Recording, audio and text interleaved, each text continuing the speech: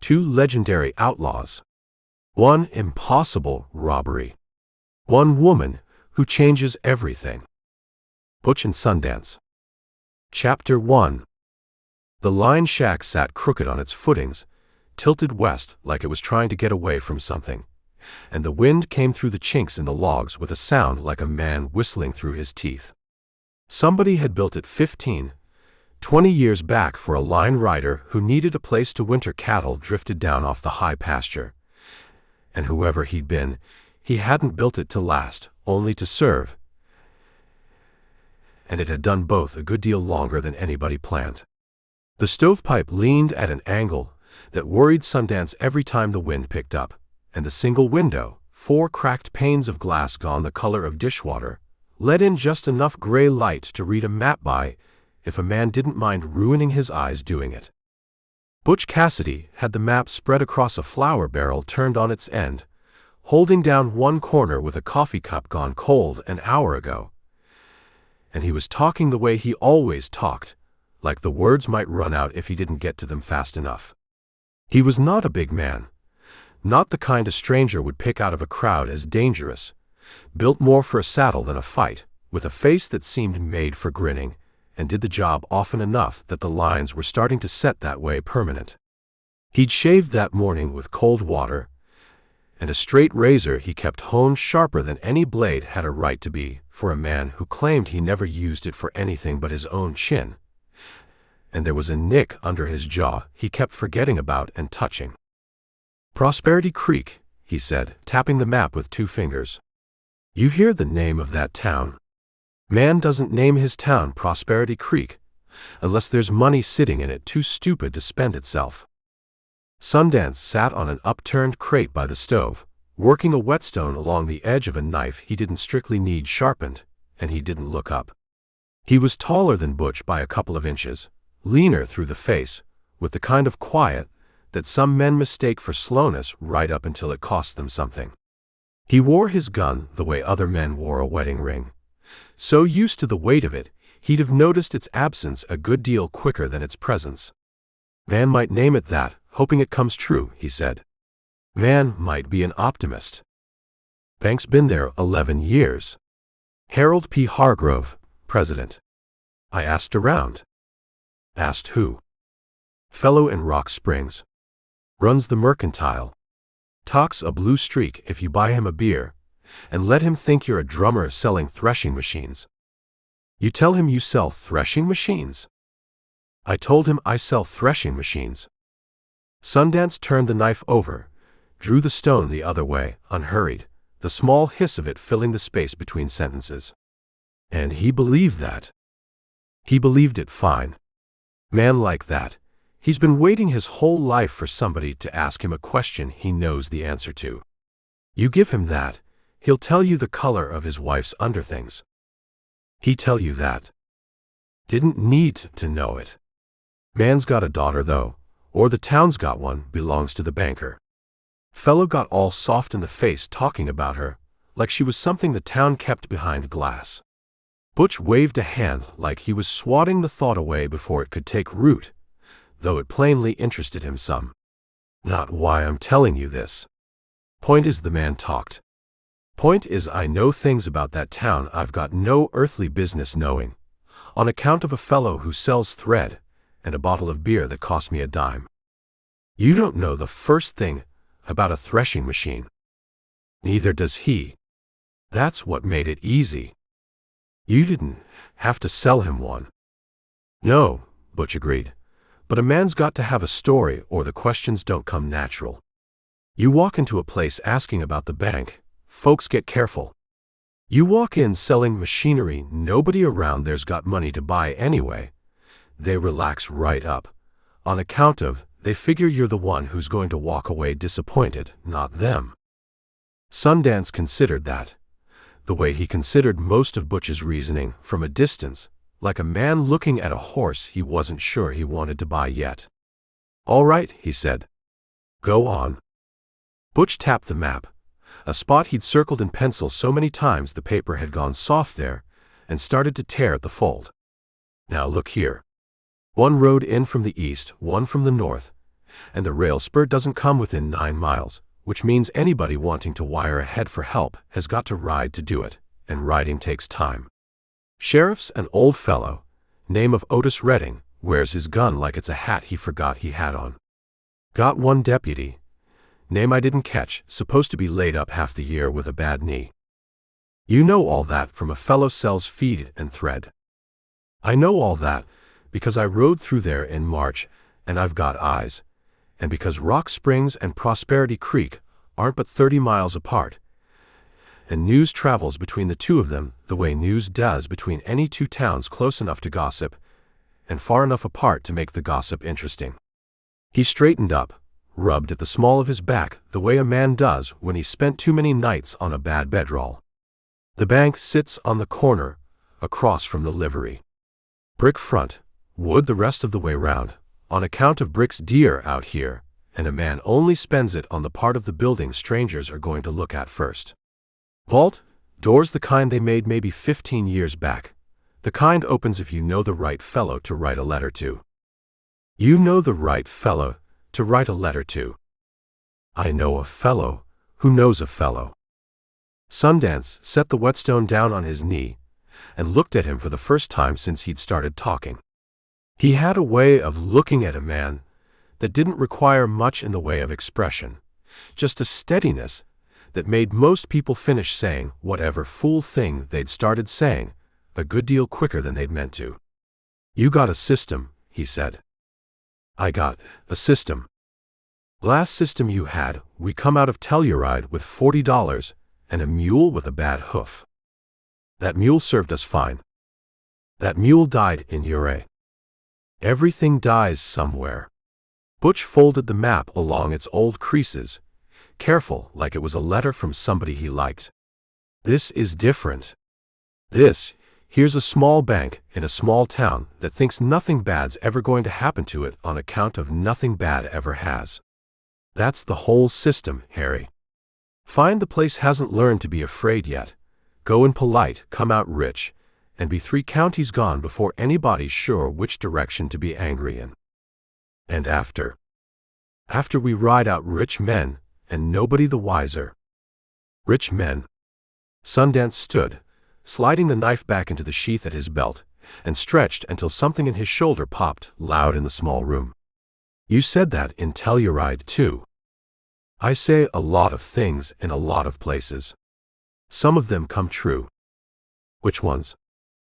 The good ones, mostly. Butch grinned, and it was a wide, easy thing, the kind of grin that had gotten him out of more trouble than it had gotten him into, though not by so wide a margin as he liked to claim. You coming, or you going to stand there sharpening a knife that's sharp enough to shave a peach? I'm coming. Sundance reached for his hat off the nail by the door, settled it low against the light. Somebody's got to keep you from getting shot, admiring your own system. Nobody's shooting anybody. That's the whole point of a system. Every point you ever made had a bullet hole in it somewhere. Not this one. We'll see. Sundance pushed the door open, and the cold came in flat and hard off the ridge, carrying the smell of sage and old snow not yet melted out of the shadowed draws. We'll surely see. They saddled up in a silence that wasn't unfriendly, just practiced, the kind 2 men fall into when they've done a thing together often enough that talk isn't required to get it done right. Butch checked his cinch twice, out of habit rather than doubt, and Sundance checked his once and trusted it, and neither man thought the other's way of doing it was wrong so much as simply his own. An hour, Butch said, swinging up. You first, on account of it was your idea to argue about who goes first, and I figure a man ought to get what he argues for. Wasn't my idea. Was common sense. Common sense argued for itself then, and I'm agreeing with it. Go on. Sundance went, without further argument, because arguing with Butch's theories took longer than just proving them wrong later, if they needed proving wrong at all. And there was something to be said for getting the disagreeable part of a plan finished early in the day while a man still had the patience for it. The land between the Line Shack and Prosperity Creek rolled brown and gold under a sky scrubbed clean by the wind, broken here and there by stands of cottonwood gone yellow along the dry washes, their leaves not yet dropped, hanging on the way certain things do past the point of good sense. Sundance rode it without hurry, the way a man rides who has never in his life needed to arrive somewhere before he got there, and the country unfolded around him mile on mile, sage flats giving way to low rock outcrops streaked rust and ochre, a hawk working the thermals off to the south with the kind of patience Sundance recognized in himself. He crossed a dry wash where the tracks of a dozen cattle drives lay pressed into ground gone hard as brick, and further on a live creek, narrow and quick, cold enough to numb a hand that lingered in it, and he let his horse drink there a spell before pushing on. A jackrabbit broke from a clump of rabbit brush and ran a crooked line ahead of him for 100 yards before losing interest in the whole business and cutting off sideways into the scrub, and Sundance watched it go with the flat attention he gave most things, filing it away without particularly meaning to. He thought riding, about the banker's daughter Butch had mentioned, and then waved off like it was nothing, and about the way a man waved off the things that had actually caught in him. He didn't say anything about it, not being there to say it too, but he noted it the way he noted most things and rode on. He came down off the last rise a little past noon and saw the town laid out below him, smaller than he'd pictured from Butch's talk. A scatter of perhaps 40 roofs around a single wide street rutted deep by wagon traffic. A church steeple standing a little apart from the rest like it wasn't sure it wanted to be associated with what went on below it. And at the center of the street, just where the map had said it would be, the brick front of the bank catching the noon sun flat and hard, the kind of light that made a new building look proud of itself. He sat his horse a moment at the rise, taking it in the way a man takes in a hand of cards before he decides how to play it. Smoke rose thin and straight from a dozen chimneys, meaning the wind hadn't found its way down into the street yet, and somewhere a dog was working itself into a state about something, the sound of it carrying up clean through the cold air. A wagon rolled along the main street, slow, driven by a woman in a gray shawl, and beyond it a boy chased a hoop past the front of a mercantile with a striped awning gone faded from years of sun. It didn't look like a place that had learned to be afraid. Not yet, and Sundance found himself half sorry for that, the way a man might be sorry for a fish that hadn't yet learned what a hook looked like, though the sorriness didn't slow him any. He put his horse forward down the slope, unhurried, letting the animal pick its own way through the loose shale, and by the time he reached the flat and turned onto the main street, he'd settled his face into the kind of blank, unremarkable expression that asked nothing of anybody and invited nothing back. The livery stood where Butch had said it would, across from the bank, a low barn building with its doors thrown open, and a boy of maybe 14 forking hay inside with more enthusiasm than skill.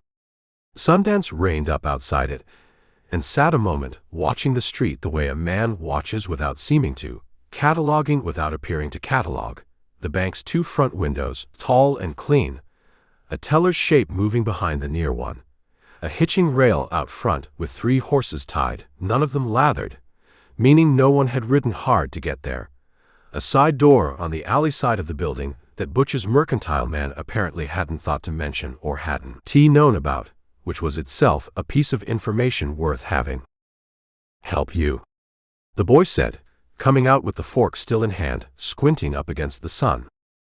"Board my horse a few hours," Sundance said, swinging down.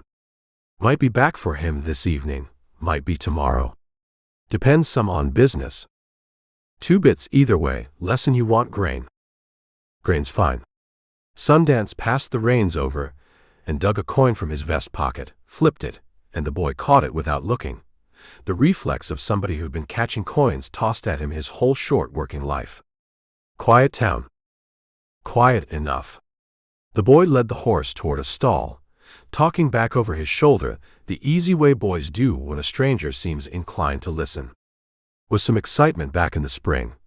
Feller tried to sell my PA a mule, wasn't his to sell, but nothing since. Bank's never been robbed, if that's what you're asking." Sundance let that sit a second, unbothered, his face giving away nothing beyond mild interest. "Wasn't asking that particular. But I expect it's a comfort to know. Miss Hargrove says can't nobody rob it anyhow, on account of her PA built the vault himself, near enough, had it shipped special." The boy said this with the pride of a citizen repeating a fact he'd heard often enough to believe it his own. "She'd know. Works the counter most days." "That's so." "Yes, sir. Prettiest girl in 3 counties, my ma says. Though my ma says that on account of Miss Hargrove was kind to her once over a account gone overdue. And my ma's partial on the subject ever since." The boy forked hay into the stall, easy and unhurried now that the horse was settled. "You looking to open an account, mister? Bank's open till 5. "Might wander over and see," Sundance said, and left it there, and walked out into the street with the boy's words settling into him the way water settles into dry ground, without hurry, without visible effect, but settling all the same. He crossed toward the mercantile first, not the bank, on the theory that a man walking straight for a bank on his first hour in a strange town drew more notice than a man who seemed to have a dozen ordinary errands, and the bank happened to be one of them.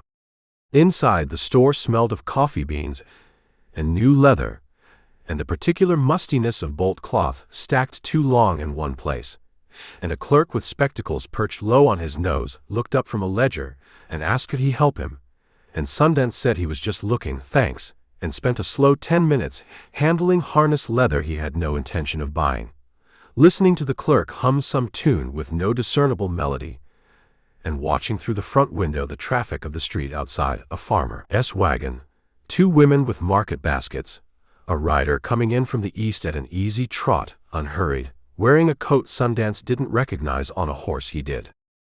Butch, an hour behind, as promised, riding in like a man with nowhere particular to be and all day to get there. Sundance set the harness leather back on its hook and stepped out onto the boardwalk into the cooling afternoon, and across the street the bank's brass-lettered sign caught the last of the direct sun. And somewhere behind that clean glass, a shape moved that might have been a clerk, and might, he thought, recalling the livery boy's words, have been something else, something the whole town seemed inclined to talk about whether a stranger asked or not. He stood there a moment longer than the moment strictly required, and then he crossed the street toward the bank's front door, in no apparent hurry, a man about to open perhaps an account. Chapter 2. The bell over the door gave a single flat note, more clank than chime, the kind of sound that suggested somebody had hung it there out of habit rather than any real hope it would announce something worth announcing. And Sundance stepped into the cool dim of the Prosperity Creek Bank with his hat already in his hand, on the theory that a man who took his hat off first was a man nobody troubled to look at twice. The room ran deeper than the brick front suggested, paneled halfway up in dark wood, gone soft with years of polish, and light came down through a pair of high windows onto a floor of wide board planking, scrubbed pale in the traffic lanes, and darker at the edges where feet didn't go. A brass rail fenced off a waiting area with 2 ladder-back chairs nobody was sitting in, and beyond the rail stood a pair of teller cages, iron grillwork painted the dull black of a stove, and behind the near cage, counting a stack of bills with the unhurried competence of somebody who had done it 10,000 times and expected to do it 10,000 more, stood the young woman the livery boy had been so free with his opinions about. She did not look up right away, which gave Sundance a moment to form his own opinion, and his opinion arrived quick and settled. Dark hair pinned back neat but not severe, a few strands loose at her temple from the day's work. A face that held itself still in a way that suggested she'd learned early that stillness got a person taken more seriously than a smile did, at least in a room full of men counting other men's money. She wore a shirtwaist the color of a good claret, and a small pair of spectacles pushed up into her hair rather than on her nose, which told him she used them for close figures and trusted her own eyes for everything else, including, he suspected, strangers. "Help you," she said, finishing her count before she said it, sliding a rubber band around the stack and setting it aside, and then she looked up, And there was nothing shy in the look, nothing soft about it either, just a frank appraisal that took him in boots to hat, and arrived, apparently, at no particular conclusion yet. "Thinking about opening an account," Sundance said. "Passing through, might be staying on a spell, depends some on the country." "Depends on the country how?" "Depends whether it's got anything in it worth staying for." "Well." She reached under the counter and came up with a ledger book, opened it flat, dipped a pen, all without any particular hurry. "We've got sagebrush, and we've got weather, and we've got a church that takes up a collection twice a Sunday if the preacher's feeling ambitious. Man could do worse.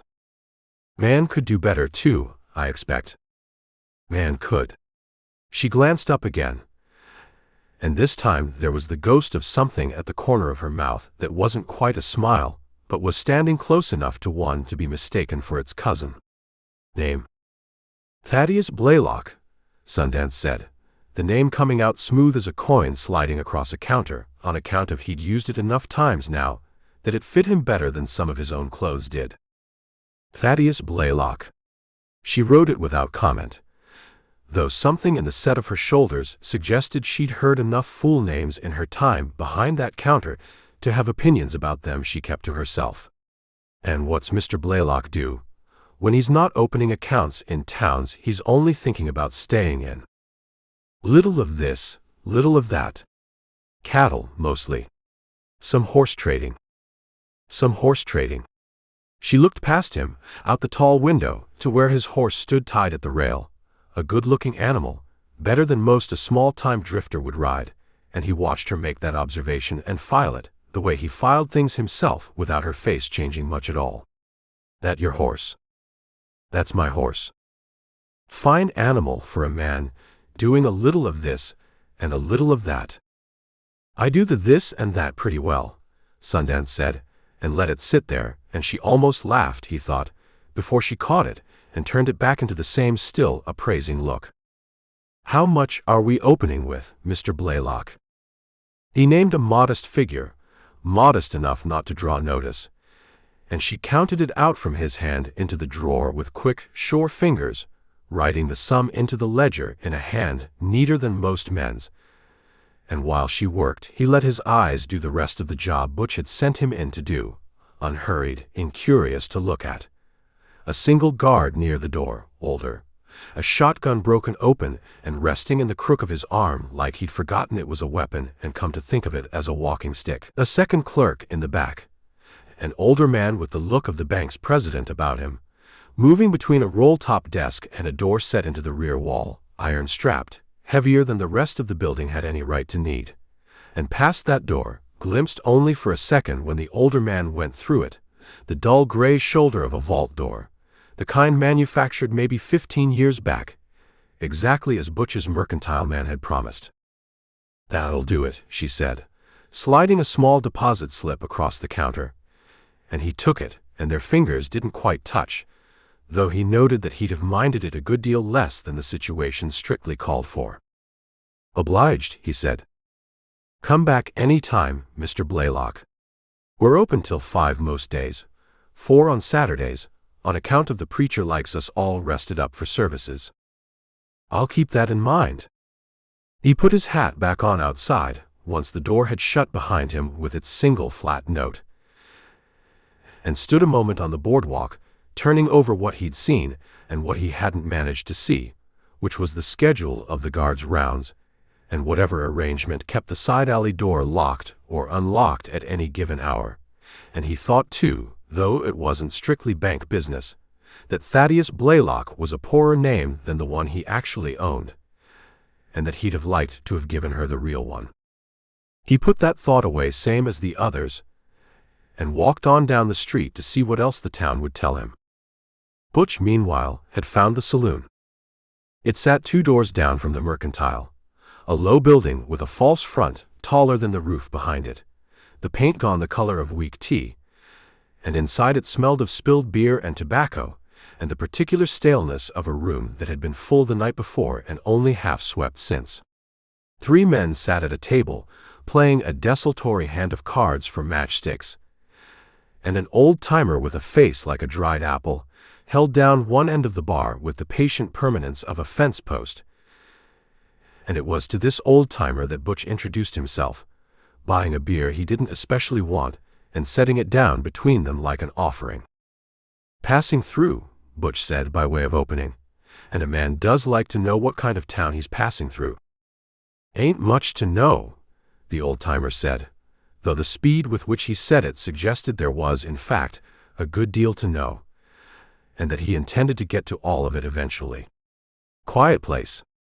Was a mining camp 30 years back up the gulch yonder, played out before I ever got here, and the town kept on anyway, on account of the ranchers needed somewhere to sell their beef and buy their salt. Bank do good business. Bank does fine business. Old Hargrove run it tight as a fiddle string, and now it's mostly his girl runs the counter, on account of his hands ain't what they were, and she's got a head for figures he never did." The old-timer took a long pull of the beer Butch had bought him, and set it down with the satisfaction of a man who'd gotten something for nothing, which in a manner of speaking he had. "You looking to borrow, mister? On account of Hargrove don't lend easy to strangers, not since that business with the Colson boy." "What business was that?" "Colson boy borrowed against a herd he didn't own free and clear, and when that come out, Hargrove liked to have had apoplexy right there behind the counter. Girl's the one settled it, matter of fact. Talked the Colson boy down off whatever fool notion he had about running for Idaho, got him to sign over what he did own instead, and the bank came out whole." The old-timer shook his head with the admiration of a man discussing a prize heifer. "Sharper than her PA, by a country mile, that girl. Prettier too, though I don't reckon that's much of a compliment coming from a man my age." "She married?" The question came out of Butch easier than he'd intended it to, quicker, and the old-timer caught the quickness of it, and grinned around toothless gums in a way that made Butch wish he'd asked about the guard's schedule instead. "Not yet, and half the eligible men from here to Rock Springs have took a run at finding out why not. She's particular, is what she is.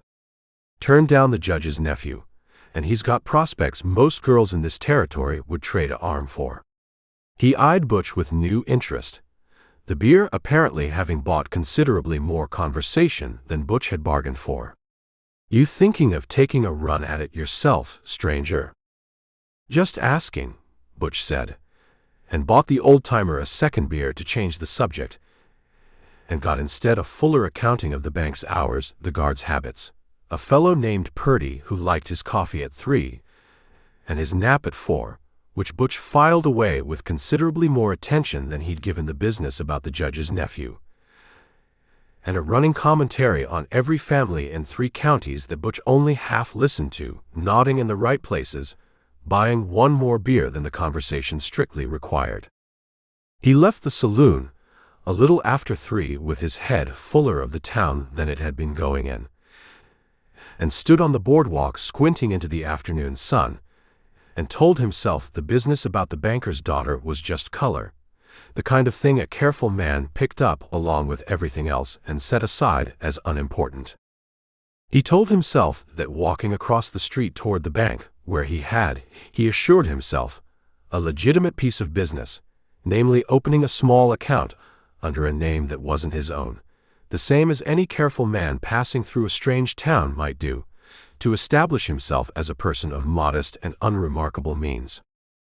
The bell over the door gave its single flat note, and the girl looked up from behind the counter, and Butch stopped just inside the door long enough to take the whole room in.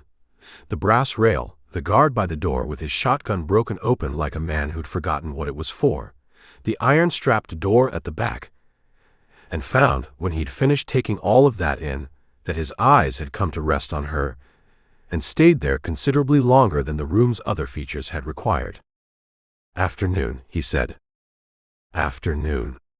She set down her pen, and something in her face suggested she was doing the same arithmetic on him that she'd done on the last stranger through her door, though whatever sum she arrived at, she kept it to herself. "Help you?"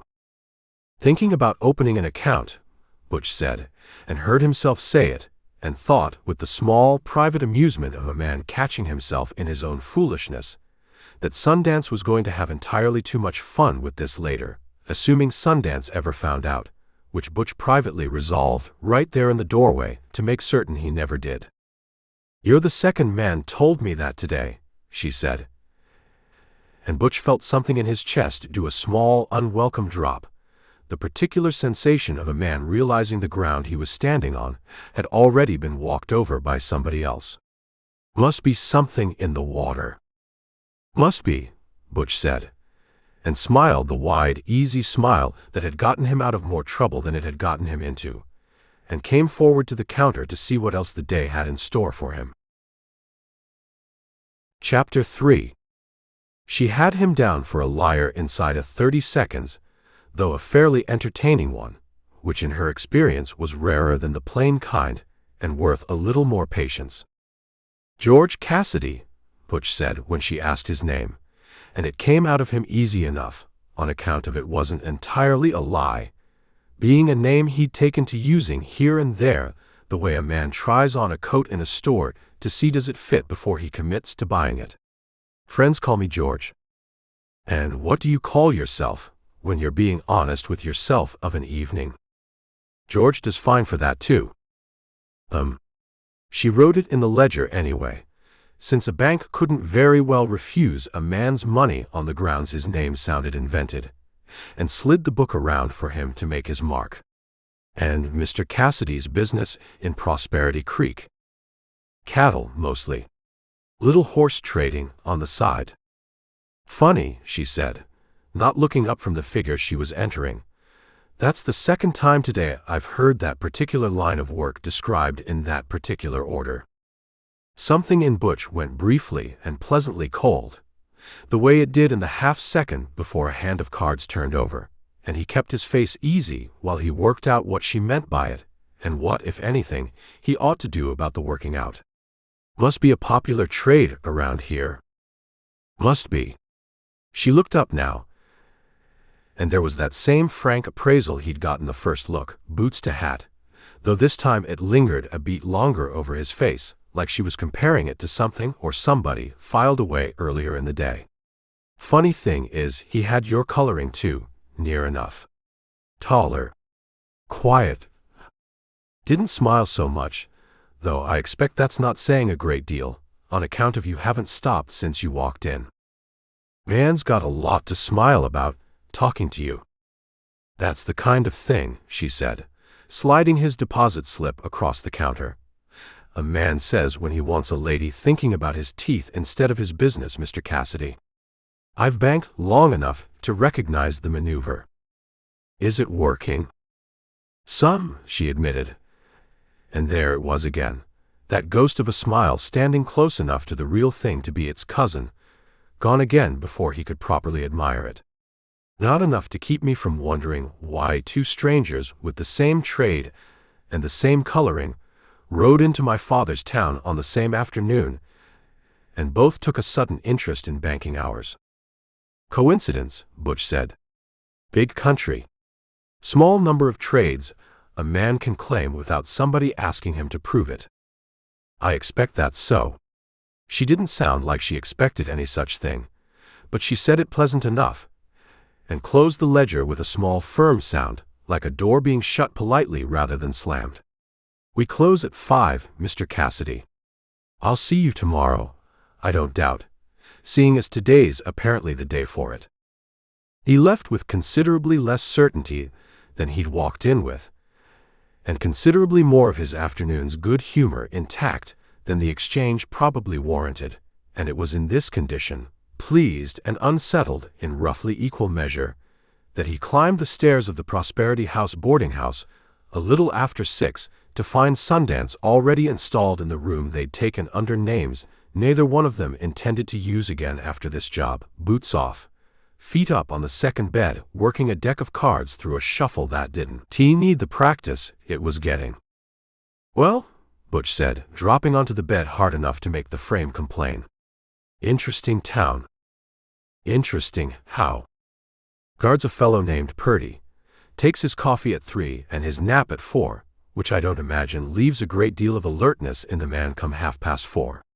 Butch pulled his own boots off, one and then the other, dropping them to the floor with 2 flat thuds. "Vault's exactly the make your fellow in Rock Springs said it'd be." Side alley door, according to a talkative old-timer in the saloon. On account of I bought him 2 beers, and he'd have told me the combination if he'd known it.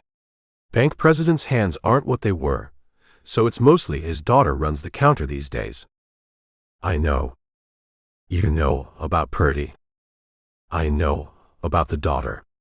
Sundance didn't look up from the cards, which Butch would come to understand, turning the moment over later, was itself a piece of information worth having, on account of Sundance generally looked a man in the eye when he talked to him, and the exception to that habit tended to mean something. Opened an account this afternoon. Talked to her some. Butch sat very still for the length of about 2 heartbeats, doing arithmetic he didn't much care for the answer to. You opened an account.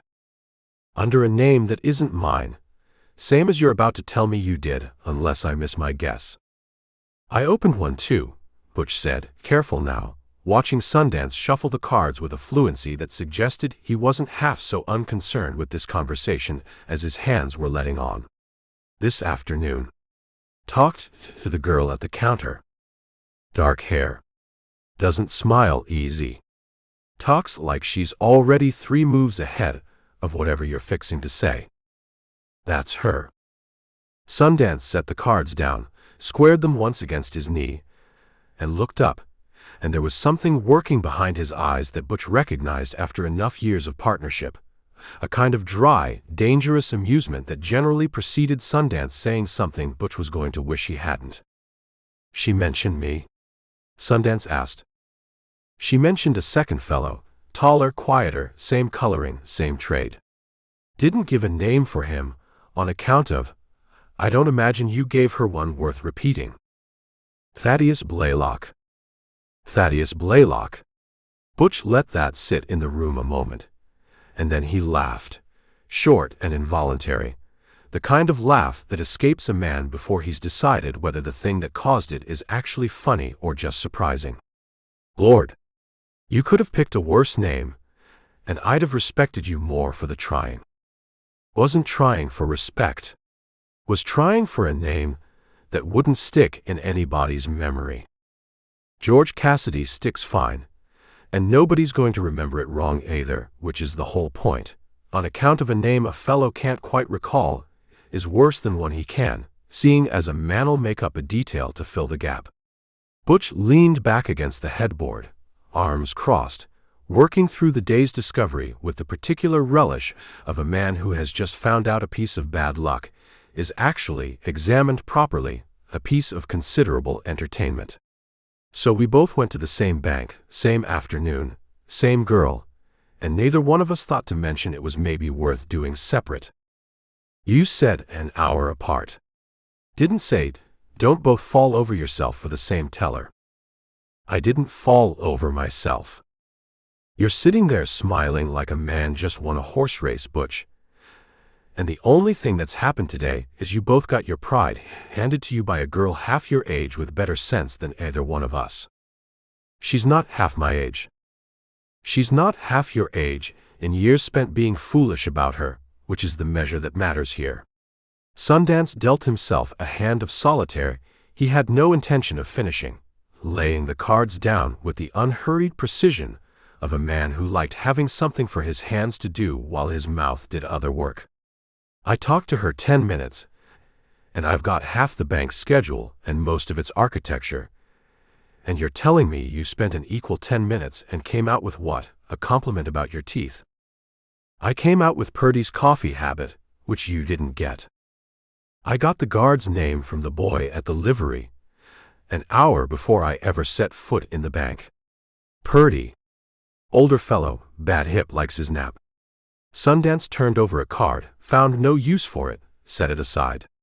You're behind, is what I'm telling you, and not just on the bank. Behind on what? On her. Sundance said it plain, without heat, the way he said most things, which somehow made it land harder than if he'd said it hot. You want to pretend you walked in there thinking about vault doors? Go on pretending. I'll think what I think." Butch was quiet a moment, turning that over, and when he spoke again, some of the play had gone out of his voice, replaced by something a shade more honest. "All right. Say we're both a little taken. Say that's so. What then?" "Then I expect we're both a little taken, and one of us is going to have to lose graceful, on account of, I don't recall either of us ever losing graceful at anything in our lives, and this seems as good a place as any to start practicing." "Or," Butch said, brightening, the old play coming back into him quick as a struck match, "we could make it interesting. Here it comes. Whichever one of us she takes a shine to first, real shine, not polite bank counter shine, the other fellow buys the drinks for a month, and don't say another word about it. A month's a long time to keep your mouth shut, for a man talks as much as you do. I'm good for it. You're good for exactly as long as it's convenient, which in your case runs about a day and a half." Sundance gathered the cards up, squared them, set the deck aside, and there was a looseness come into his shoulders now that hadn't been there at the start of the conversation, the tension of the day's work easing off him the way it did once the talk turned to something he could enjoy rather than merely manage. "But I'll take the bet. Give us something to do, besides rob the poor woman's father blind. That's still happening, you understand. The robbing. Didn't say it wasn't. Said it wasn't the only thing happening, which you'd have figured out on your own by supper time if I hadn't saved you the trouble." They ate supper down in the boarding house dining room, a stew gone heavier on potato than meat, and a bread gone heavier on nothing at all, and talked cattle prices with an actual cattle buyer at the next table for the sake of appearances, and neither man mentioned the bank again that evening, though both of them thought about considerably more of it than the vault. Nell Hargrove, for her part, sat at her father's kitchen table that same evening with the day's ledger open in front of her, not because the figures needed checking twice, but because she found, going back over the 2 new accounts entered that afternoon in 2 different hands she was fairly sure belonged to the same man's education, that she wasn't quite ready to close the book on the day yet. "Something wrong with the count?" her father asked from his chair by the stove, not looking up from the week-old newspaper he was working through a second time on account of the new one hadn't come yet. "Count's fine." She turned the ledger a quarter turn, studying the 2 entries side by side, George Cassidy and Thaddeus Blaylock, the amounts nearly identical, the handwriting on the signature lines different enough to be 2 men and similar enough in certain small habits of the pen to make her wonder whether they'd learned to write from the same schoolmaster or the same forger. 2 new customers today. Cattle men, both of them. Both mentioned horse trading in near enough the same breath, like they'd agreed on the phrase beforehand, and neither one wanted to be caught using different words than his partner. "Lot of cattle men in this country, Eleanor." "Lot of cattle men," she agreed. "Don't generally ask first thing, before they've so much as deposited $1, how many hours a day the vault stays unlocked, and whether Purdy takes his rounds regular." She closed the ledger, not troubled exactly, more the particular alert stillness of a woman who has caught the first thread of something and is deciding, unhurried, how hard to pull on it. "I might mention it to Sheriff Redding tomorrow. Might not. Depends some on whether they come back." "You think they're trouble?" "I think," she said, and here the thing at the corner of her mouth came back, the same ghost cousin of a smile that had visited her twice already that day without her giving it leave. "They're entertaining, which in my experience is generally trouble's better-looking brother, and I mean to enjoy myself a little before I decide which one of them I'm dealing with." Her father grunted, unconvinced and uninterested in being convinced further, and went back to his week-old newspaper, and Nell sat a while longer at the table with the ledger closed under her folded hands, thinking about a man who smiled too much and another who didn't smile enough, and finding, against every sound instinct her father's business had ever taught her, that she was in no particular hurry to make up her mind about either one. Chapter 4. Thursday came in gray and close, the kind of morning that couldn't decide whether it meant to rain, and settled instead for hanging low and damp over the rooftops. And Prosperity Creek went about its business under that flat sky the way it went about business most days, which was to say, without any particular hurry, and no suspicion whatsoever that the day had been chosen 3 days back over a flour barrel turned on its end for reasons having nothing to do with the weather. Butch had picked Thursday on the theory that Thursday was a day banks did their heaviest business, on account of ranchers came in to settle accounts ahead of the weekend, and a full till was worth more risk than an empty one. He'd explained this to Sundance over a breakfast of eggs gone rubbery and coffee gone bitter, laying it out with the same confidence he laid out everything, and Sundance had listened without comment, which by now Butch had learned to read as neither agreement nor argument, just a reservation of judgment pending results. They came into the bank a little before 11, 10 minutes apart, the same as they'd first walked into town, Sundance through the front, and Butch a slower circuit around by the alley to confirm the side door Butch's saloon informant had mentioned, finding it, as promised, unlocked and unwatched, propped a half-inch with a folded shim of wood that Purdy or whoever had the job apparently used for ventilation and never thought twice about. Inside, the bank held 4 customers scattered along the brass rail, a rancher in a canvas coat counting bills into his hat, an older woman with a basket over her arm waiting patient behind him, and 2 men Butch didn't know from Adam and didn't much care to, on account of in about 90 seconds none of it was going to matter what any of them had come in for. Sundance drew first, quiet about it, the way he did most things, stepping up to the rail with his coat already open and his hand already where it needed to be, and said, in a voice pitched to carry without shouting, which struck Butch even in the moment as a considerable trick if a man could manage it, "Folks, I'll thank everybody to keep their hands where I can see them, and their opinions to themselves for about the next 5 minutes, and then you can all go back to whatever you were doing before I interrupted you." The rancher's hat, half full of bills, dropped straight down onto the floor, scattering money across the boards in a soft green fan, and the old woman made a small sound that wasn't quite a scream, more the sort of gasp a person makes stepping into cold water, and old Purdy by the door, who had in fact been 3 minutes into what promised to be a good nap, came up out of his chair with the shotgun still broken open across his arm, and no earthly notion what to do about it. "Leave it closed, Purdy," Butch said, coming through from the alley door behind the counter now, his own gun out but held low and easy, the posture of a man asking a favor rather than making a threat. "Ain't nobody here wants to see whether that thing still works." Purdy left it closed. Purdy, in point of fact, sat back down. Nell had come up from the ledger the instant Sundance spoke, and Butch, watching her from behind the counter, saw something move across her face that wasn't fear so much as a kind of rapid, furious recalculation. The look of a woman running back through the last 3 days at speed and arriving, somewhere around the second sentence, at a conclusion she plainly didn't care for. "Mr. Cassidy," she said, and there was an edge in it now that hadn't been there over the ledger book, "I did wonder." "Ma'am?" Butch said, and touched his hat brim, on account of some habits didn't quit just because circumstances had changed considerably.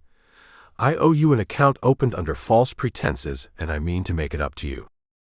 By robbing my father's bank." "By robbing it polite," Butch said. "There's a difference, and I mean to prove it."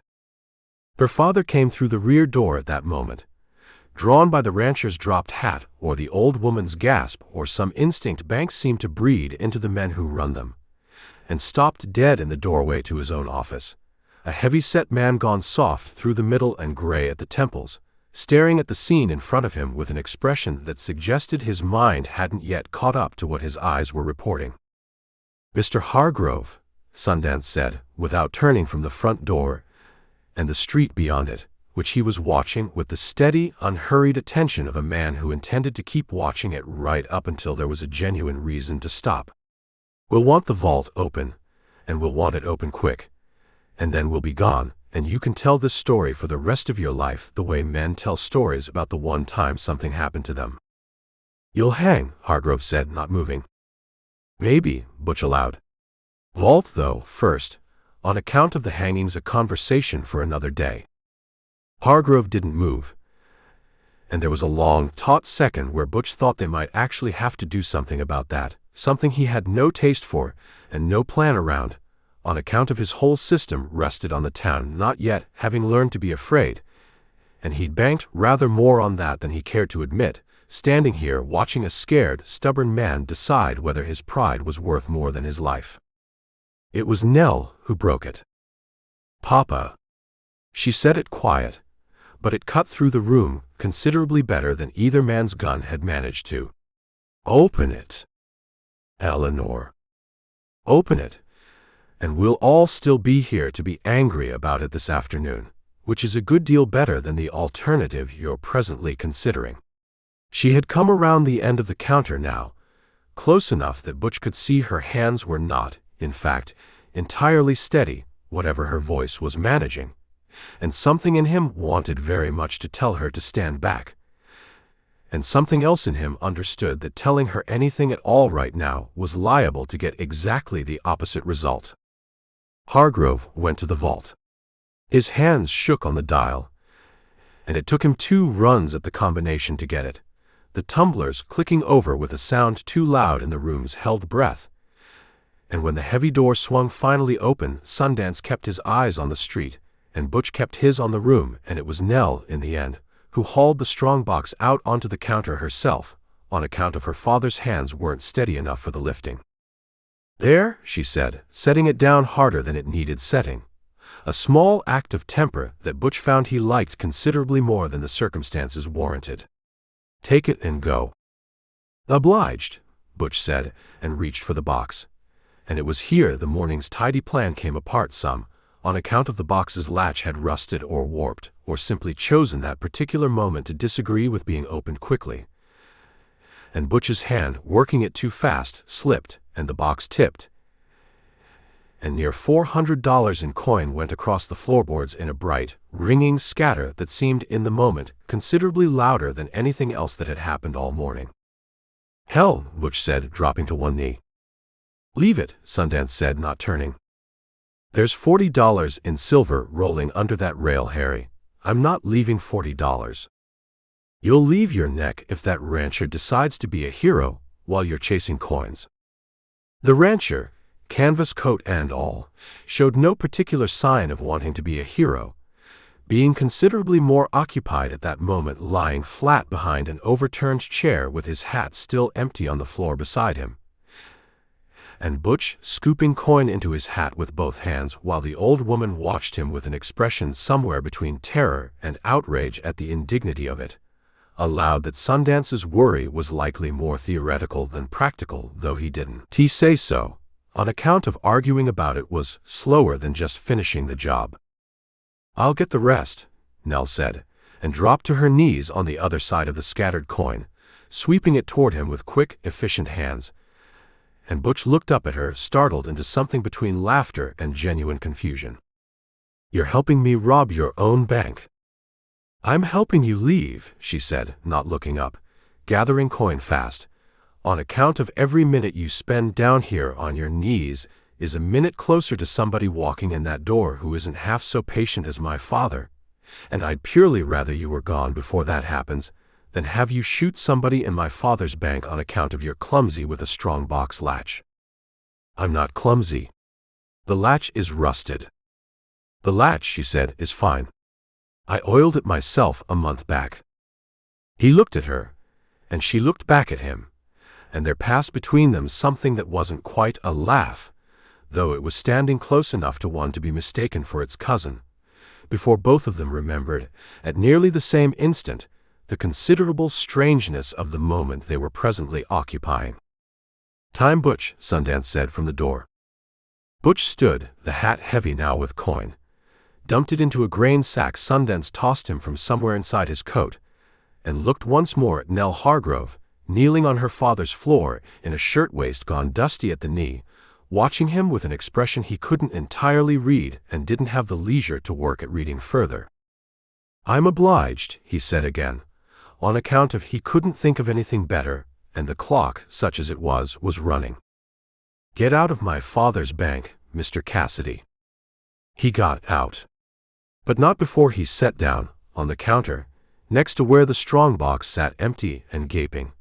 A folded piece of paper he'd written out 2 nights back at the boarding house by lamplight, on the theory that a man ought to leave a thing behind him besides trouble, and had carried in his coat pocket since, uncertain until this exact moment whether he'd have the nerve to actually leave it. Sundance saw him do it, and didn't ask what it said, not then, both of them already moving for the alley door, Purdy still sitting with his shotgun broken open across his knees, the old woman still gasping intermittently by the rail, the rancher still flat behind his chair, and behind them, as the alley door swung shut, the last thing Butch heard was Nell's voice, not shouting, not raised particularly at all, saying something to her father that he didn't quite catch and would spend a good deal of the ride out wondering about. They came out into the alley at a run, the sack of coin bouncing heavy against Sundance's leg, and their horses were where they'd left them, tied loose behind the feed store, with the kind of casual arrangement that wouldn't draw a second look from anybody who hadn't been specifically looking for 2 horses tied somewhere they oughtn't be. And they were mounted and moving before the town behind them had properly finished making up its mind that something had happened at all. It was a mile out, maybe more, the town gone small and gray behind them under its low sky, before Sundance spoke again, easing his horse up alongside Butch's at a hand gallop that didn't invite much conversation but got some anyway. "What did you leave her?" "Nothing that concerns you." "Everything you do concerns me, Butch, on account of I'm the one riding next to you when it comes due." Sundance didn't sound especially worried, more the flat, patient curiosity of a man who intended to find out one way or another and would rather do it the easy way. "Was it an apology?" "Some. And a couple other things," Butch said, and put his heels to his horse and didn't say any more about it, though something in the set of his shoulders riding suggested to Sundance, watching him sideways, that whatever those couple other things were, Butch was already half regretting having written them, and considerably less than half regretting having left them anyway. Chapter 5. The bank held its breath for the better part of a minute after the alley door swung shut, nobody quite willing to be the first one to move, as if movement itself might bring the 2 men back through the wall, the way a sudden noise brings back a fright already past. Then the rancher got up from behind his overturned chair, brushing at his knees with more energy than the dust on them required, and the old woman found her voice enough to say twice that she had never in her life, and Purdy set his shotgun on the counter and sat looking at it like it had personally failed him, which in a manner of speaking it had. Nell was on her knees at the counter's edge, going through the last of the scattered coin with hands that had stopped being steady the moment there was no longer any practical reason for them to be. And it was there, reaching for a $50 that had rolled up against the counter's foot, that her fingers found the folded paper instead. She read it standing, turned half away from the room, on the theory, not entirely conscious, that whatever it said belonged to her, and not to the rancher or the old woman or her father, who was at that moment leaning heavy against his own roll-top desk, looking considerably older than he had that morning. "Miss Hargrove, the latch was fine, same as you said, and I'm the clumsy one, not the box. I've left the rancher's $40 separate, under the ledger, on account of it wasn't the bank's to lose, and I don't rob strangers who never did me any harm, only banks that can stand the loss better than a working man can. Tell your father his vault's a fine piece of engineering, and no fault of his own that a determined party got past it. As for the rest, I owe you an apology for the false name, and a considerably larger one for enjoying the last 3 days, more than a man in my line of work has any business enjoying anything.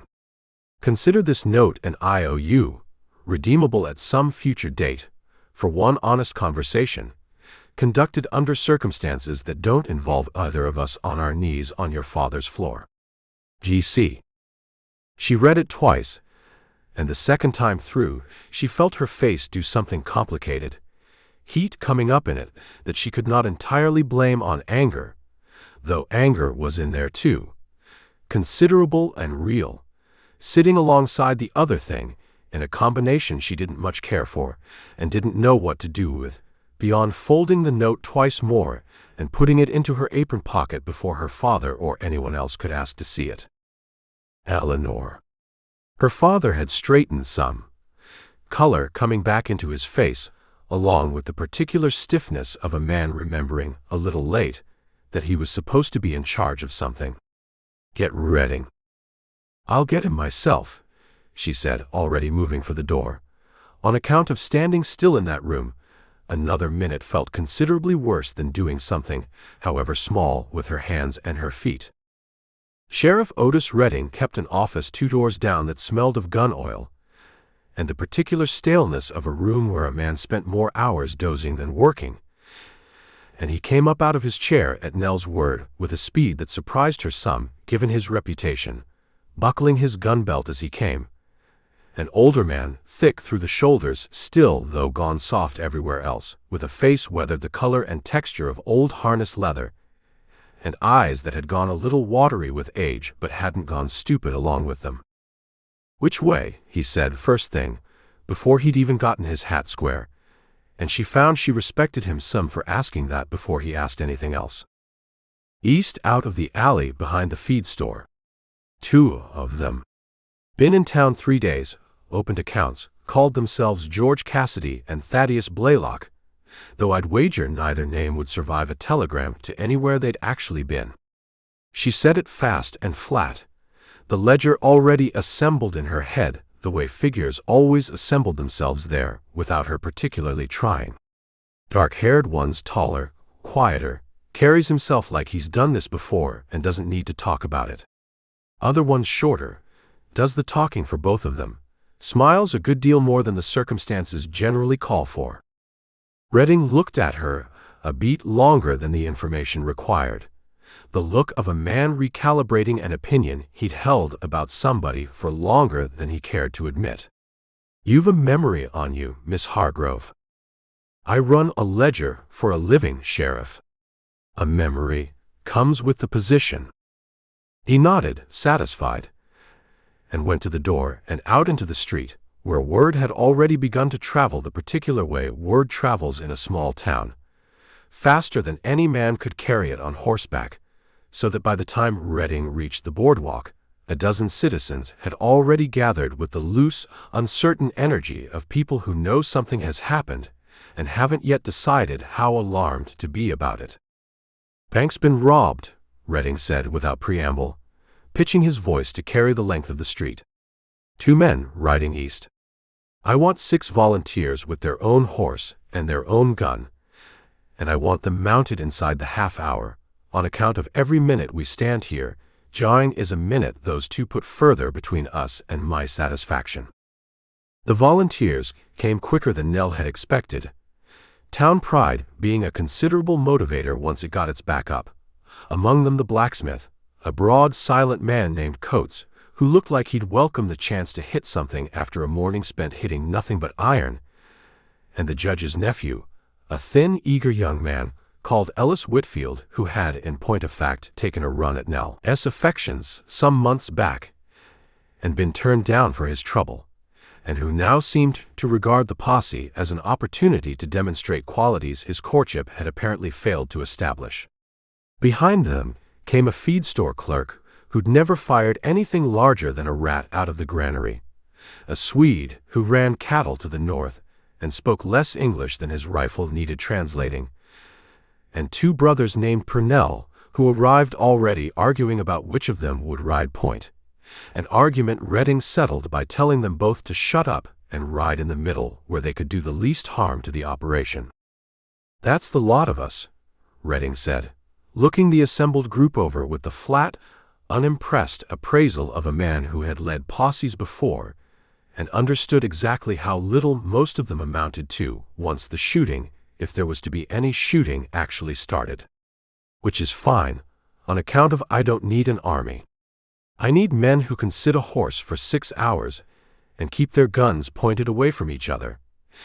And I believe we've assembled about that many, give or take the Purnell boys. I'm coming, Nell said, to her father first, and then to Redding, in a voice that closed the subject before either man had properly opened it. You are not, her father said.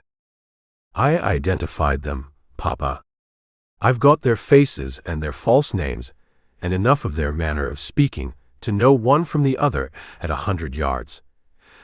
And not one man in this posse can say the same, on account of not one of them was standing where I was standing. It's not fit.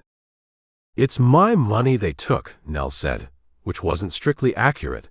The money belonging to the bank and by extension to her father, and by further extension to the town, but it landed the way she'd meant it to land, hard and simple, a claim nobody in the street felt equal to arguing with. And I mean to be there when it's recovered, on account of I've earned that much, standing where I stood this morning with a gun pointed generally in my direction.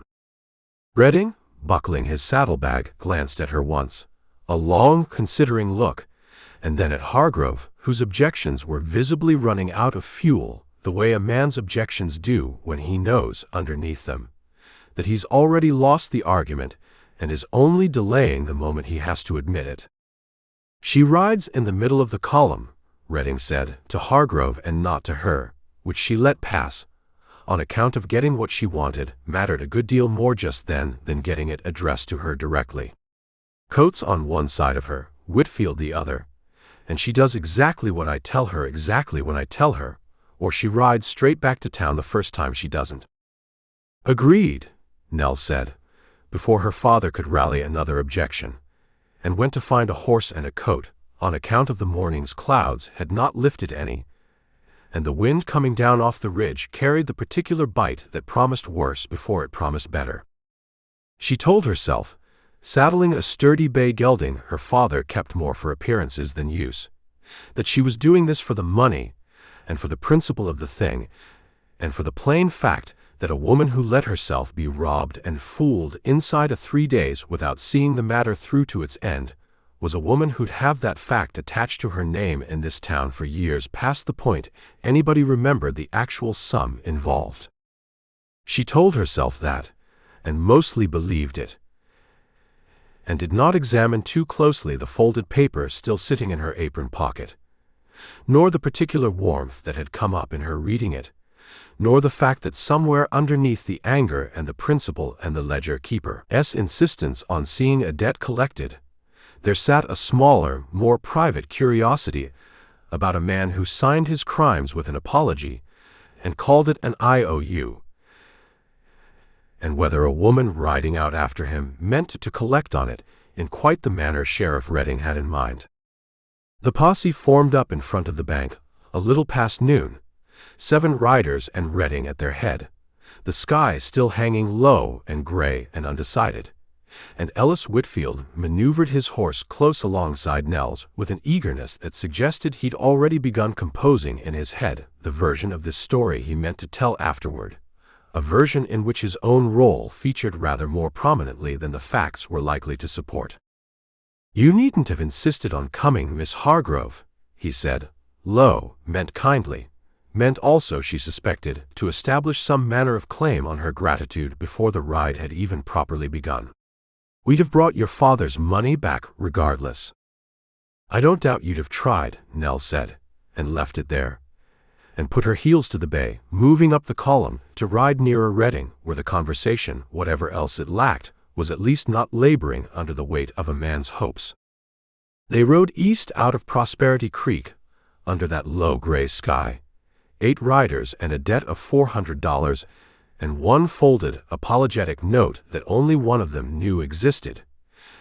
And behind them the town settled slowly back into its ordinary Thursday business, the rancher recounting his story with certain improvements at every telling, the old woman already 3 doors down describing an ordeal considerably more harrowing than the one she actually lived through, and Harold Hargrove standing alone at last in front of his emptied vault, wondering, not for the first time that morning, exactly how much of what had just happened his daughter had genuinely minded. Chapter 6. Where's your rifle? Sundance asked it plain, watching Butch dig through his saddlebag a second time like a different answer might turn up if he just moved the same 3 shirts around enough. And Butch stopped digging and sat back on his heels next to the cold ring of stones they'd built the fire in, and said a word his mother, had she lived to hear it, would not have approved of. Left it. Left it where? Behind the counter. Set it down to scoop coin, on account of a man can't dig silver out from under a rail one-handed, and never picked it back up. Butch rubbed a hand down his face, hard, like he could scrub the fact of it away if he pressed enough. Damn fool thing to do. It is. Sundance didn't say it unkindly, just factually, the way he'd have pointed out a loose shoe on a horse. That the one your uncle carved up? That's the one. The rifle had a name burned into the stock. Not Butch's own name, on account of he hadn't taken to calling himself Butch yet in those days. And the stock had been carved by a man who'd known him only as Bob, but a name close enough and dates close enough, and a set of initials that a patient man with a telegraph line could run down inside of a week if he had a mind to try. It's got my uncle's brand, tooled into the barrel band. Man finds that. Man's got a lead worth following clean back to a ranch in Circleville where half the county still remembers me as a boy who used to steal peaches. Peaches. Peaches, apples, whatever was hanging low enough to reach without falling out of the tree over it. Wasn't a crime spree, Harry. It was a boyhood. Boyhood's how most men's crime spree starts, was I to guess.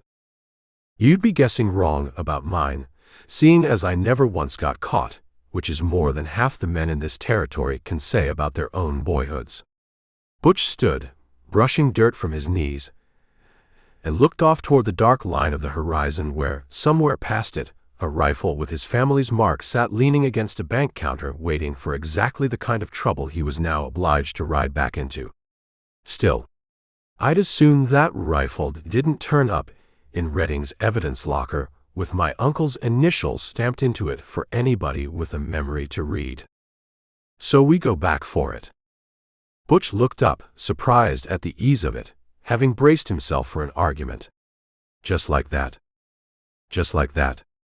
You left a rifle with your family's mark on it, sitting in a bank the sheriff's fixing to search top to bottom.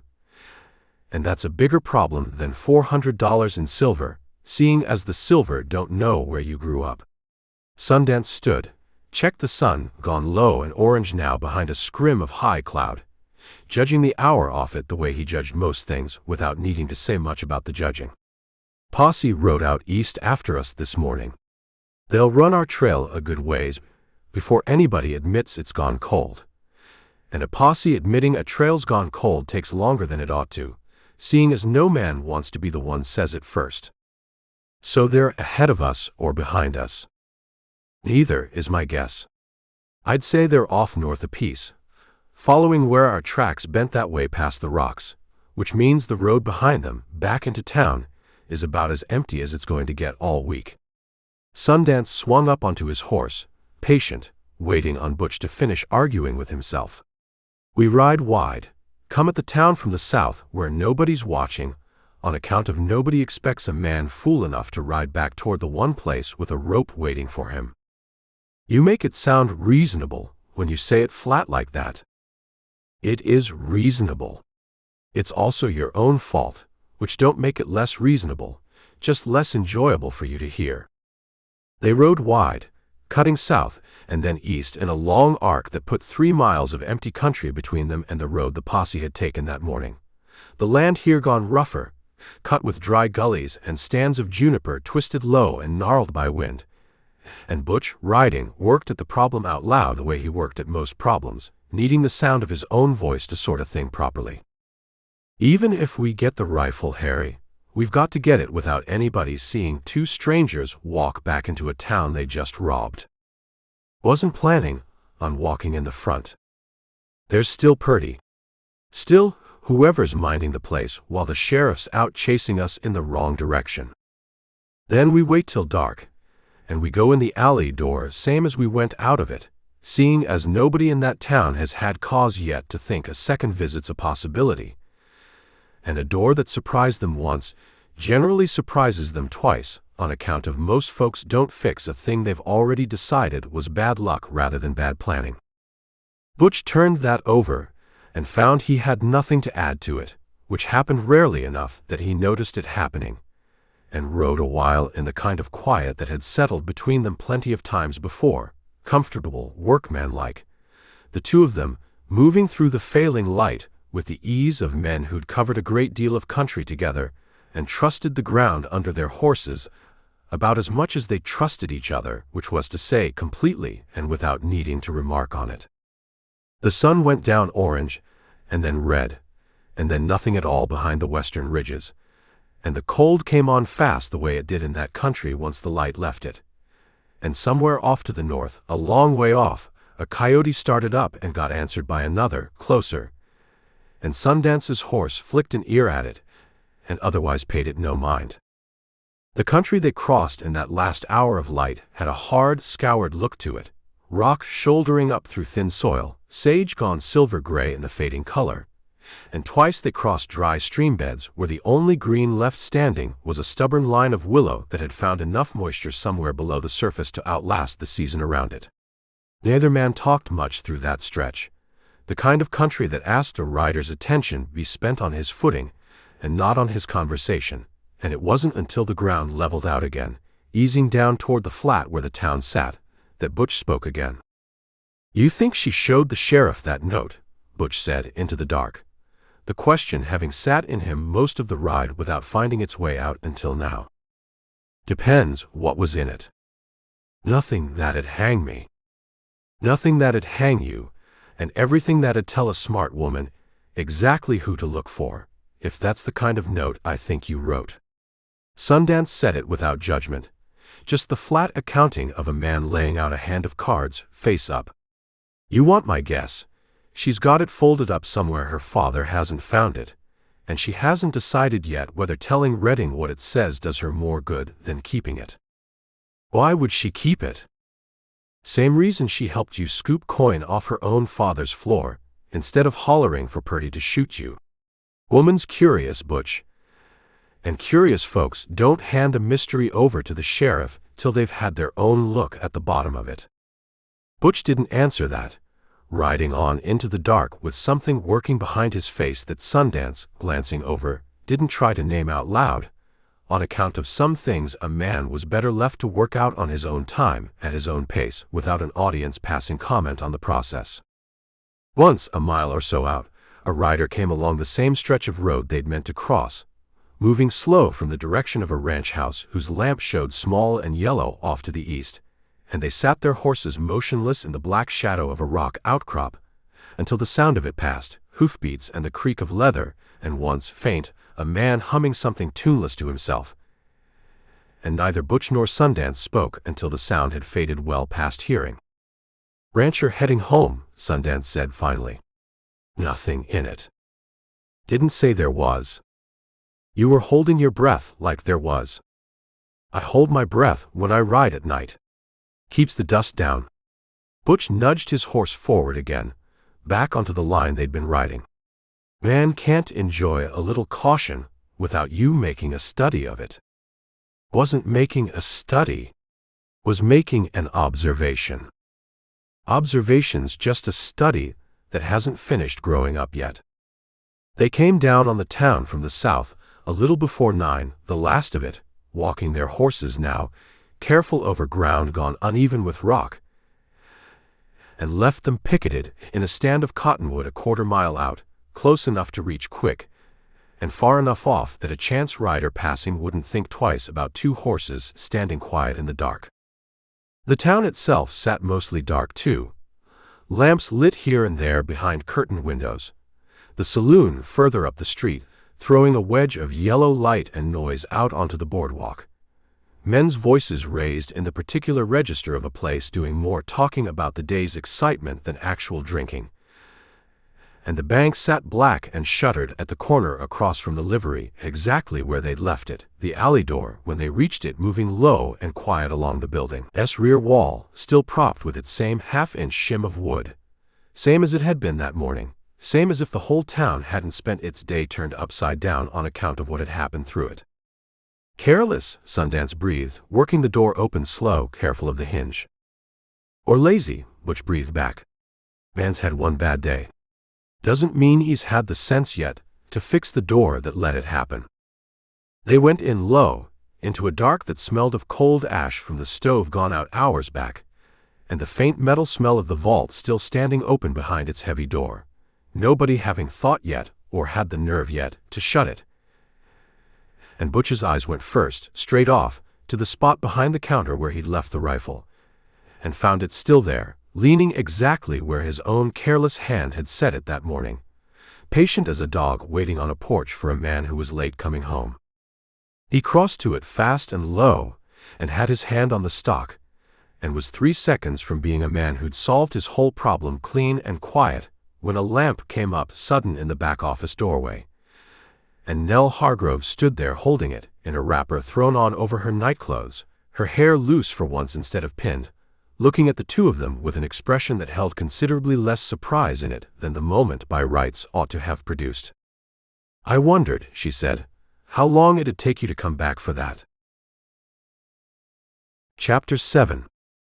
I wondered how long it'd take you to come back for that. Butch's hand stayed on the rifle stock, not lifting it, not letting go of it either, and for a long second nobody in that dark room moved. The lamp in Nell's hand throwing a wash of yellow light across the counter, and the empty vault, and the two men standing where two men had no earthly business standing 12 hours after the first time. "Ma'am," Butch said, "I can explain the rifle." "I don't want the rifle explained. I want to know why a man clever enough to rob a bank clean isn't clever enough to remember what he's carrying while he does it." She set the lamp down on the counter, and the light steadied, and Butch saw her hair loose around her shoulders for the first time, and thought, with the part of his mind not presently occupied by the considerable problem of being caught, that he'd have liked to see that under better circumstances than these. "Man's mind gets crowded," he said. "Coins scattering, your father white as a bedsheet, you kneeling there helping me on account of reasons I still don't rightly understand. I told you my reasons. I wanted you gone." "Sure you did." "Don't," she said, and there was something under the word sharper than the word itself. "Don't you dare stand in my father's bank and tell me what I wanted, Mr. Cassidy, seeing as you don't know my name any better than I know yours." "Nell," Sundance said, quiet, from where he stood by the alley door with one eye on the street. Both of them looked at him. "Her name's Nell," she told the Ledger. "It's the one true thing either of you has said tonight." That landed somewhere Butch hadn't expected, and something in Nell's face eased a degree, not much, but enough that Butch noticed it, and filed it away the way he filed most useful things. "He's not wrong," she said. "About that much." "I'm rarely wrong about much of anything," Sundance said. "It's a burden." "You could scream," Butch said to Nell, quiet now himself, the play mostly gone out of his voice. "Perdeed come running. Whole town would. We'd be in a cell by morning, or dead in this room tonight, and you'd be the woman who caught the bank robbers with nothing worse to show for it than a bad night's sleep." "I could." "Why haven't you?" She was quiet a moment, looking at him the way she'd looked at him the first day over the ledger book, boots to hat, arriving this time at some conclusion she still wasn't inclined to share. "Because a woman who screams gets her name in the paper, as the frightened girl who was fooled twice by the same fool men, and I've had one bad week for my name already, and I don't propose to spend a second one on your account." She picked the lamp back up. "And because I want that note honored, Mr. Cassidy. One honest conversation. You wrote it, not me, and I mean to collect on it someday when it suits me and not a moment before, which means I need you alive and unhanged to do the collecting. That's a strange kind of mercy." "It's not mercy. It's bookkeeping. A debt's no good to me, if the man that owes it is swinging from a rope. She stepped back from the counter, holding the light so it fell away from the door instead of toward it. Take your rifle and go. And don't come back a third time, on account of I won't be so obliging about it twice. They went out through the alley the way they'd come, and didn't speak until they'd put a good 200 yards of dark ground between themselves and the bank's rear wall, moving quick and low past the backs of buildings gone silent for the night. Bookkeeping, Butch said finally, low, more to himself than to Sundance. Woman's got a mind for figures. Told you that the first day. She could have turned us in standing right there and been a hero for it. She could have. Sundance kept moving, unbothered by the philosophy of it. Didn't. Which is either the best luck we've had all week or the worst, and I haven't decided which, and neither I expect has she. They'd nearly reached the stand of cottonwood where the horses stood picketed, when a voice came out of the dark ahead of them, rough with cold and short on patience. Hold up there. Two riders sat their horses in the gap between a corral fence and a stack of cordwood, lantern light from a house behind them, catching just enough to show the shape of guns not yet drawn but not far from it either. And Butch felt Sundance go very still beside him, the particular stillness of a man doing arithmetic fast. Evening, Butch said easy, stepping forward into what light there was, hands loose and visible at his sides. You'd be part of Sheriff Redding's outfit? Might be. Who's asking? Name's Cole. This here's my partner, Dutch. Butch said it without a beat of hesitation, the names arriving whole and ready the way names did for him when he needed them to. We're up from the Sweetwater country, driving a small herd through, and we heard in the last town back there'd been trouble here. Figured a man ought to lend a hand if he's got one free to lend, seeing as it might be our herd next. The nearer rider, a heavy-set man Butch didn't recognize from the morning's crowd, looked them over a long moment, and Butch let himself be looked at, easy, unhurried, a man with nothing on his conscience heavier than a long day's ride. Bank got robbed this morning, the rider said finally. Sheriff's posse chased him east most of the day, lost the trail up past the rocks when full dark came on, and they're coming back in tonight to start fresh come sunup. We're posted to watch the road case anybody comes back through it. Anybody meaning us, Butch said, and grinned, the wide, easy grin that had gotten him out of more trouble than it had gotten him into. Well, we're happy to be looked over. Wouldn't want it any other way. A bank's just been robbed, and two strangers come riding up out of the dark. The second rider, younger, hadn't said anything yet, and now he did, leaning forward in his saddle with the eager look of a man who wanted his own contribution noted. You said you'd lend a hand. Sheriff'll want every gun he can get come morning, seeing as the two that did it are supposed to be a rough pair. We'd be obliged for the work, Sundance said, speaking now for the first time, his voice pitched flat and unremarkable, a man offering nothing more than plain neighborliness.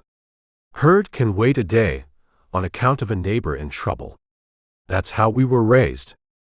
It was, Butch reflected, watching the two riders soften visibly at the sentiment, exactly the kind of line his own mother might have said, delivered with exactly the kind of sincerity that made a lie sound like the truest thing a man had said all week, and he understood, not for the first time, why he'd rather have Sundance beside him in a tight spot than any 6 other men he could name. They were walked into town under something close to escort, which struck Butch as considerably better than the alternative, and found the main street come alive again with lantern light and tired horses and the returning bulk of Redding's posse, men climbing down stiff and cold, Coates the blacksmith rubbing at the small of his back, the Purnell brothers still arguing, quieter now, about whose fault it had been to lose the trail past the rocks.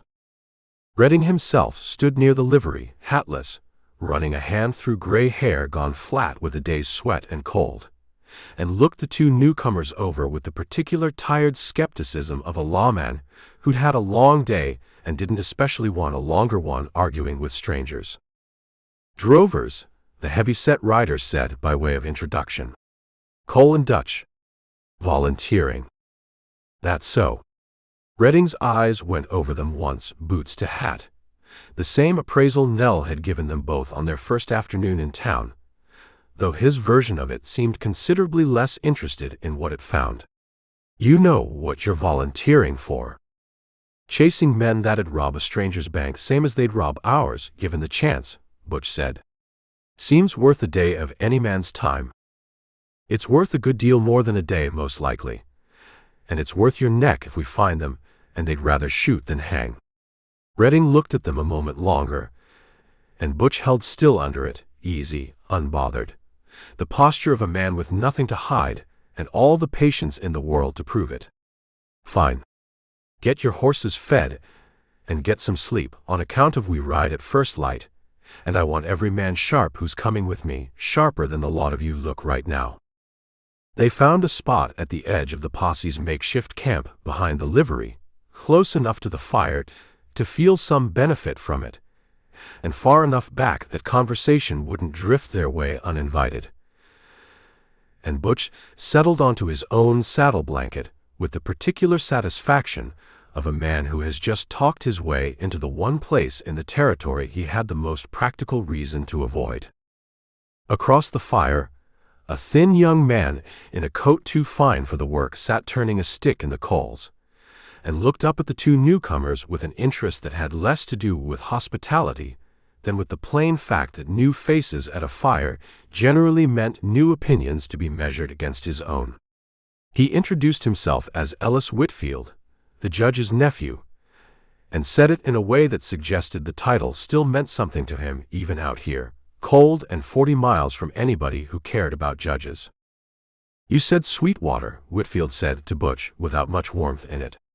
"I've got cousins run cattle down that way." "Whitfield's out past the forks." "You know them?" "Can't say I do," Butch said, easy. "Big country down there. Man could ride a week and not cross the same family twice." "Funny.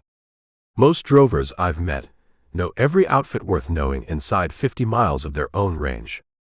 Whitfield turned the stick in the coals, not looking up now, the question left hanging in a way that suggested he hadn't finished asking it. "What outfit you say you rode for?" "Didn't say," Sundance put in before Butch could answer it wrong. "Small operation. Family concern. Doesn't carry much of a name outside the family that runs it."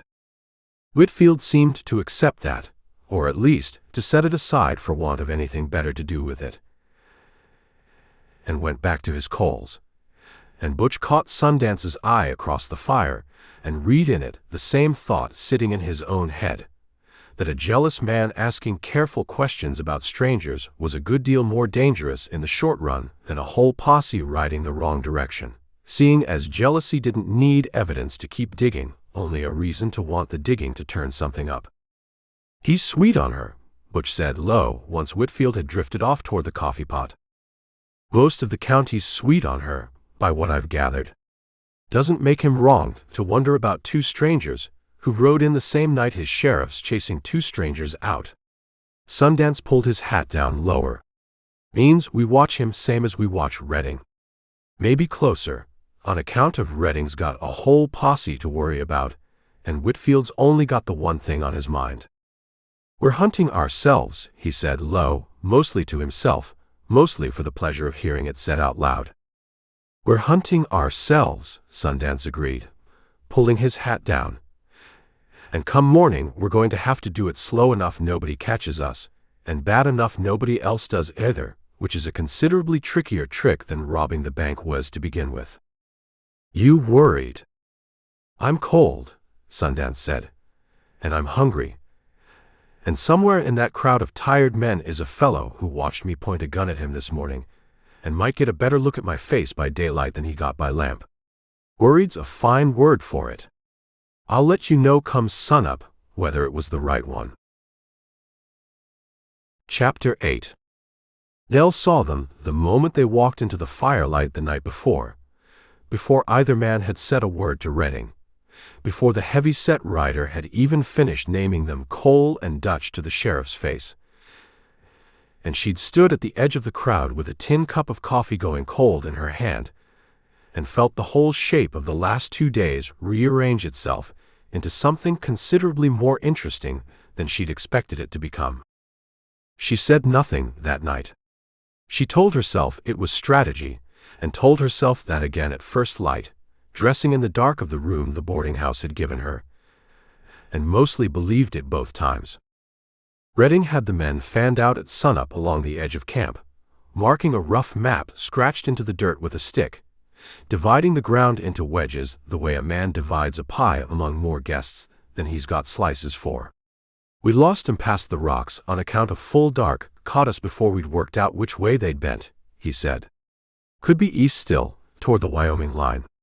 Could be they doubled back on us in the dark, which I don't love thinking about, but won't pretend isn't possible. I want 3 parties. One holds east along yesterday's line. One cuts north toward the breaks. One works the country back toward town, in case these 2 are the doubling kind. I'll ride the back country, Nell said, before anyone else had a chance to claim it, seeing as I know every wash and line shack within 10 miles of this town better than any man here who didn't grow up chasing his father's strays through it. Redding looked at her a moment, weighing an objection he plainly didn't have the energy to make twice in 2 days, and gave it up. Fine. Take Whitfield. I'll take the 2 new men as well, she said. On account of a woman and one green deputy covering that much ground is asking for trouble, and these 2 look like they can sit a horse without falling off it. Butch, standing near enough to hear all this, and not have to be included in it directly, caught Sundance's eye across the gathering, and read there the same flat understanding that had passed between them the night before over the fire, the understanding of 2 men who had just watched a trap spring shut around them, dressed up as a favor. They rode out a little after 7, the 4 of them, Whitfield trailing a length behind and visibly unhappy about the company he'd been assigned into, Nell setting the pace at the front with the easy authority of someone riding ground she'd known her whole life. And it wasn't until they'd put the town a mile behind them and turned off the main road onto a cattle trail winding down into a shallow wash that she finally said what she'd been carrying since the fire. You're a poor liar, Mr. Cassidy. In daylight same as by lamp. Beg pardon? Cole. She said the name like she was testing its weight and finding it wanting. I watched you stand in my father's bank 2 days running and give 2 different names to 2 different situations, and now you're offering me a 3rd over a campfire like a man laying down a hand of cards he thinks nobody at the table's been counting. She kept her eyes on the trail ahead, not on him, which somehow made the words land harder than a direct look would have. Whitfield's 20 yards back, and doesn't know his own boots from a hole in the ground, so I'll ask you plain while I've got the chance. Why are you here? Rifle, Sundance said before Butch could answer it worse. He left a rifle behind, with family markings on it. We came back for it last night. You know that part already. I know that part. I want the part after it. Why ride out with a posse hunting yourselves, instead of riding for the territory line, while you had the dark to do it in?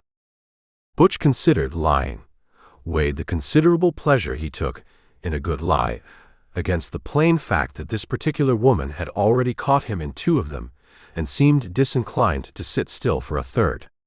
Because a posse riding the wrong direction is safer for us than a posse we can't see and don't know the mind of, he said. And because, he added, and here something in his voice went a shade more honest than he'd planned on letting it go, I wasn't altogether ready to be 3 counties gone without knowing how the conversation in that note came out. She was quiet at that, long enough that Whitfield's horse closed some of the gap behind them, and when she spoke again her voice had lost some of its edge, though none of its watchfulness. That's either the most foolish thing I've heard a grown man say, or the only honest one, and I haven't decided which. Can it be both? It generally is with you, she said, from what little I've seen. They rode on, the wash narrowing, and then opening again onto flatter ground broken by low juniper, and it was there, working the edge of a dry creek bed, that Whitfield's horse shied at something in the brush, and he called out sharp, "Tracks here fresh," and swung down before anyone else had a chance to look first. Nell was off her own horse and beside him in 3 strides, and Butch and Sundance came up more careful on account of the tracks in question. Once Butch got a look at them, belonged plainly to their own 2 horses, left 2 nights back on the ride out from the robbery, and never entirely reined over since. 2 horses, Whitfield said, crouching, running a finger along the edge of one print with the self-important care of a man who had read about tracking somewhere and never actually done it. Shot recent. Heading east, then look here, they cut south hard like they meant to double back on anybody following. "That's a fair reading," Sundance said, crouching beside him, and proceeded with a straight face that Butch privately admired more than he let show, to walk Whitfield's own true observation about 15 degrees off true, tracing a line with his finger that bent the supposed trail further east than the tracks actually ran, toward open country, a full day's hard ride from where Butch's real rifle uncle's ranch sat waiting in Circleville. "My guess, they're pushing for the Wyoming line, maybe the hole itself, seeing as that's where every man in this territory runs when he's got a posse behind him and nowhere closer to hide." "That where you'd run," Nell said, looking at him, and there was something dry and dangerous in it that made Butch want to laugh out loud right there in front of God and Ellis Whitfield both. "That's where any sensible man would run," Sundance said without so much as a flicker. Whitfield straightened, brushing dirt from his knees, satisfied with a conclusion he believed entirely his own. "I'll mark it for the sheriff." East, bending south, making for the hole. He looked between the 2 new volunteers with something almost like respect, the grudging kind a man gives when he's decided, against his own preference, that a stranger might actually be useful.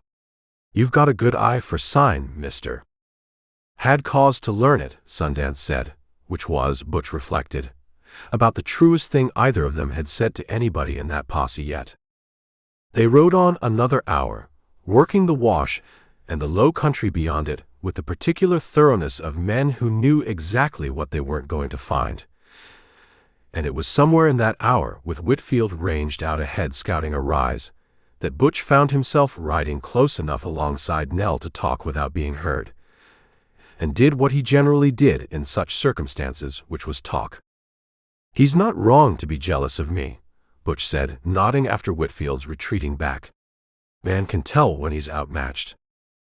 "Outmatched at what, precisely?" "Charm. Conversation. The general business of making a woman glad she rode out this morning, instead of staying home with her needlework." "I don't do needlework," Nell said.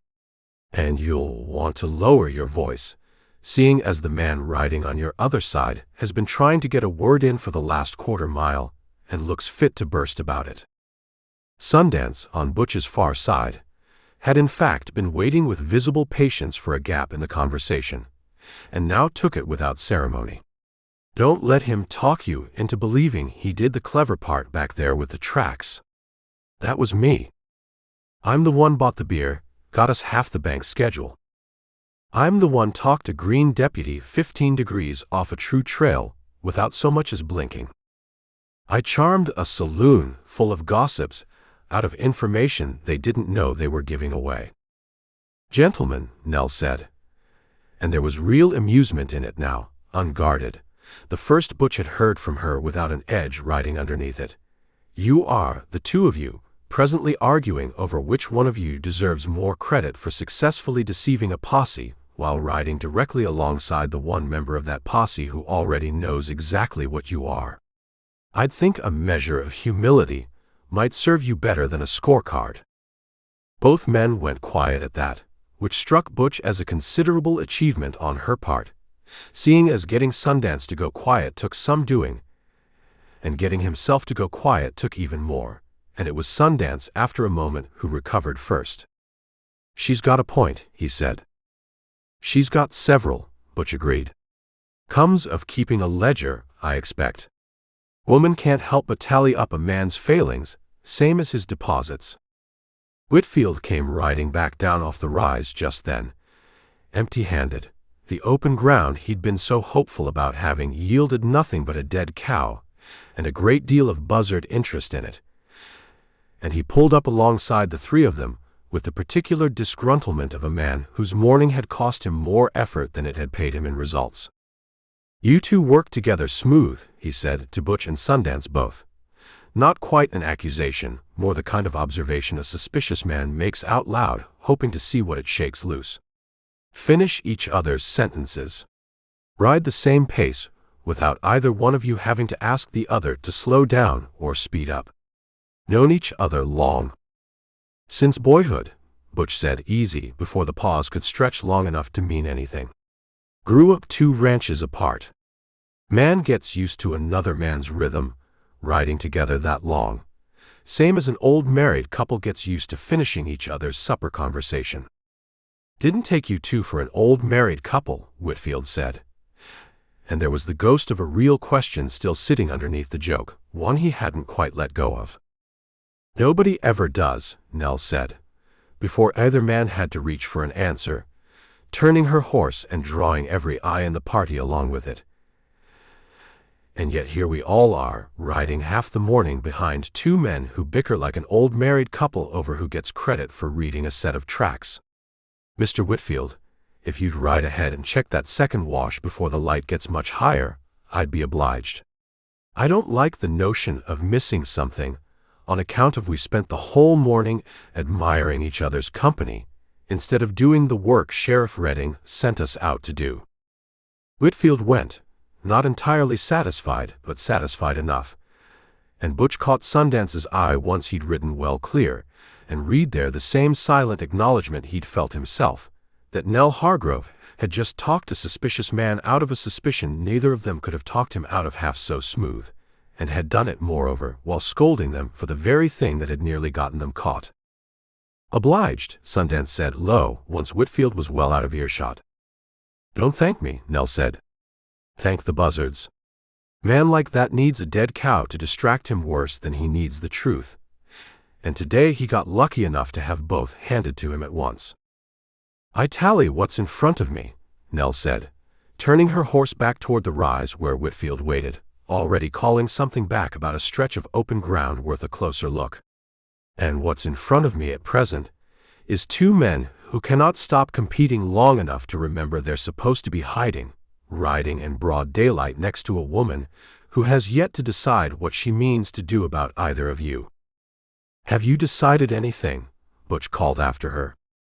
She didn't answer that, not directly, riding on ahead to catch up with Whitfield's excited waving, but she looked back once over her shoulder, and there was something in the look that Butch chose, riding after her, to take as considerably more encouraging than the words themselves had offered. Chapter 9. They rode back into Prosperity Creek, a little past dusk on the second day, tired and empty-handed, 4 wedges of a posse converging on the same dead end from 4 directions, and the town that met them had the particular deflated look of a place that had spent 2 days expecting a rescue and gotten instead a great deal of dust and a story that wasn't going to end the way anybody wanted it to end. Redding gathered what remained of his men in front of the bank, working his hat brim between 2 fingers in a way that suggested he already knew what he was about to say and didn't much care for the saying of it. "Nothing," he said. "Not east, not north, not back toward town neither.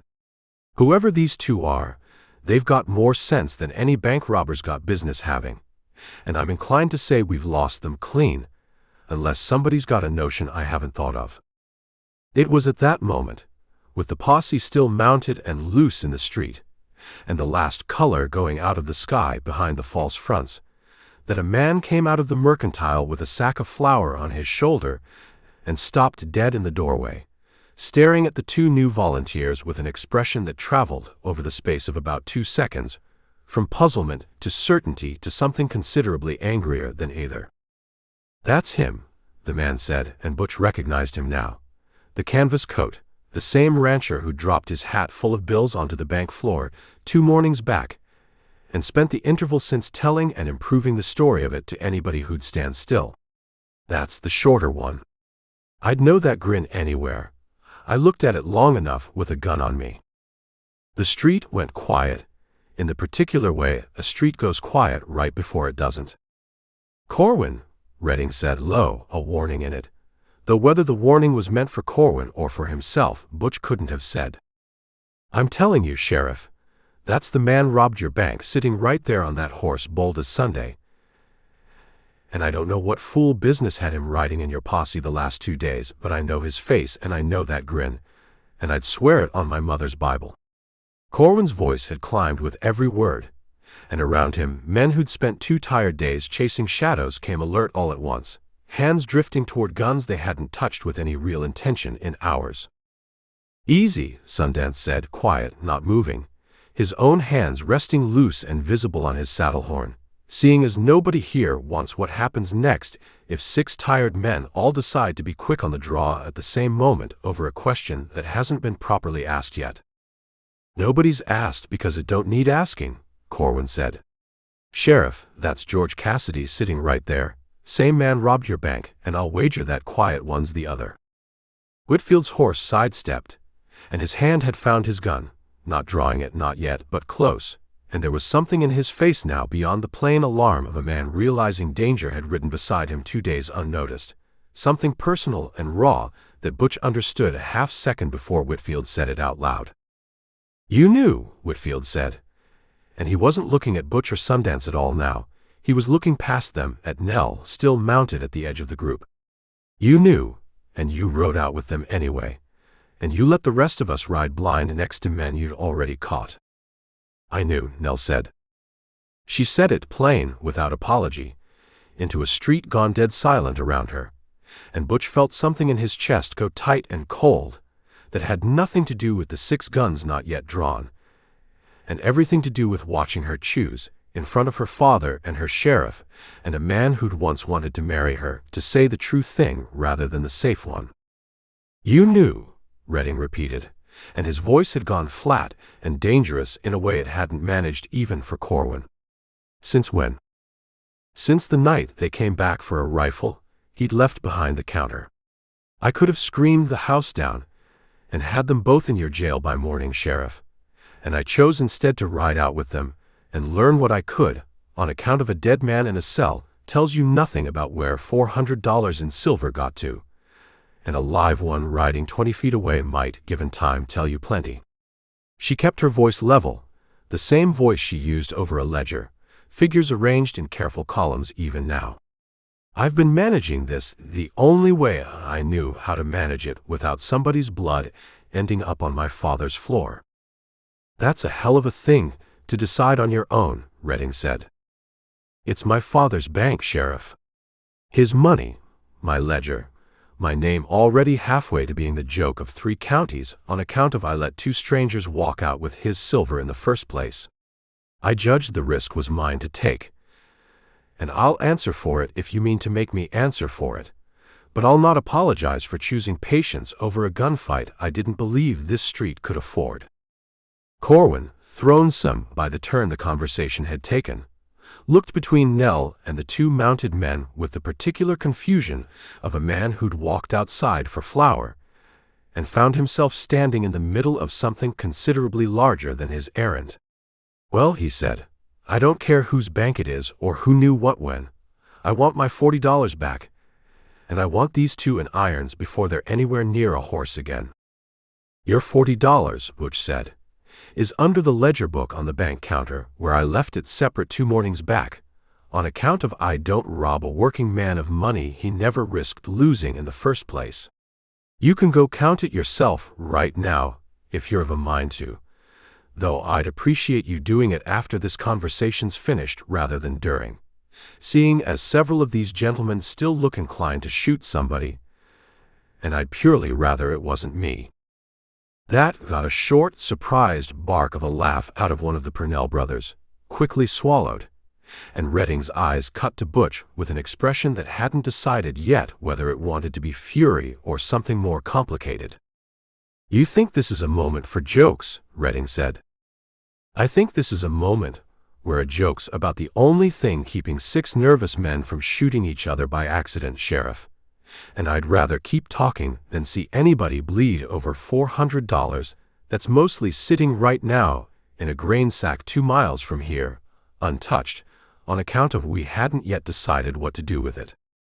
"Untouched," Redding repeated, like the word itself was a kind of evidence.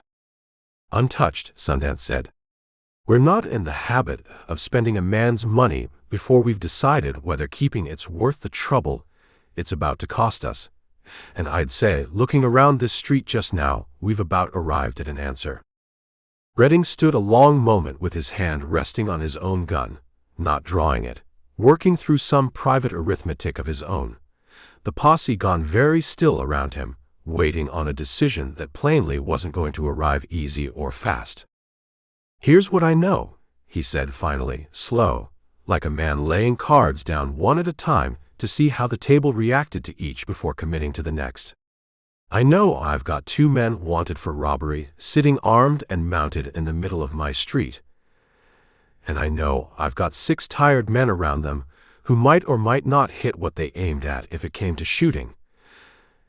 And I know I've got a banker's daughter just told me to my face she's been managing a criminal matter without troubling to mention it to the law." He looked at Nell now hard, though something in the look wasn't unkind exactly, just weary. "And I know that money sitting untouched 2 miles from here does this town a good deal more good back in that vault than it does scattered across this street in a gunfight nobody walks away from clean." "Sheriff," Whitfield started. "I'm talking, Ellis."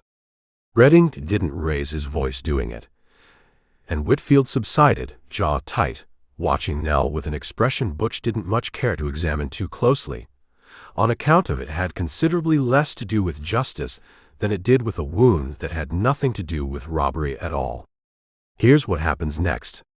You 2 ride out to wherever you've got that sack, and you bring it back to this bank tonight, whole, and I don't chase you past the town line doing it, on account of a posse that spent 2 days failing to catch you, has about used up its right to be surprised if it fails a 3rd time. And after," Butch said, "after you're gone from this territory by morning. And if I ever lay eyes on either one of you again this side of the Wyoming line, I'll shoot first and let the judge sort out whether I was owed an apology." Redding's eyes moved between the 2 of them, and then for a moment settled on Nell, and something passed across his weathered face that might have been resignation or might have been, Butch thought, watching it, something closer to respect for a woman who'd made a hard call and stood behind it in front of the whole town.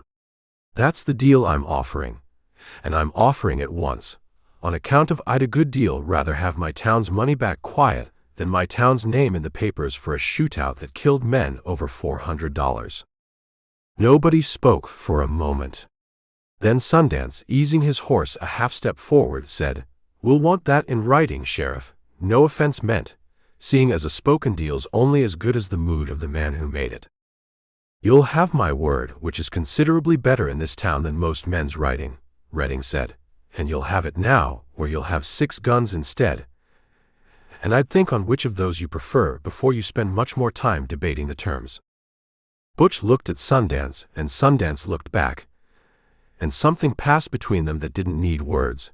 The old, easy understanding of 2 men who'd ridden a great many roads together, and recognized without needing to say it, when a hand had been played about as far as it could be played. "We'll bring it back," Butch said. They turned their horses and rode clear of the street at a walk, on account of nothing about the moment recommended hurry. And it wasn't until the town had fallen away behind them into the dark, the lights of it small and yellow at their backs, that Sundance spoke again. "Bet's off," he said. "Seems to me." "What bet?" "Don't play the fool with me twice in one night, Butch." "The bet?" "Whichever one of us she took a shine to first." Sundance kept his eyes on the road ahead, his voice carrying the same flat evenness it carried for most things. "She didn't take a shine to either one of us tonight. She stood in that street and told the truth in front of her own father, and a man used to want to marry her, and did it on account of it was the right thing to do, and not on account of which one of us she fancied better. That's not a woman keeping score the way we've been keeping it." Butch rode a while without answering, turning that over the way he turned most things over, testing it for the weak spot a man could argue with, and finding, somewhat to his own surprise, that he couldn't locate one. "No," he said finally. "I don't suppose it is." So the bet's off. No drinks owed, no gloating earned. We were a couple of fools, wagering on a woman who was never going to be won that way to begin with. That's a hell of a thing to admit.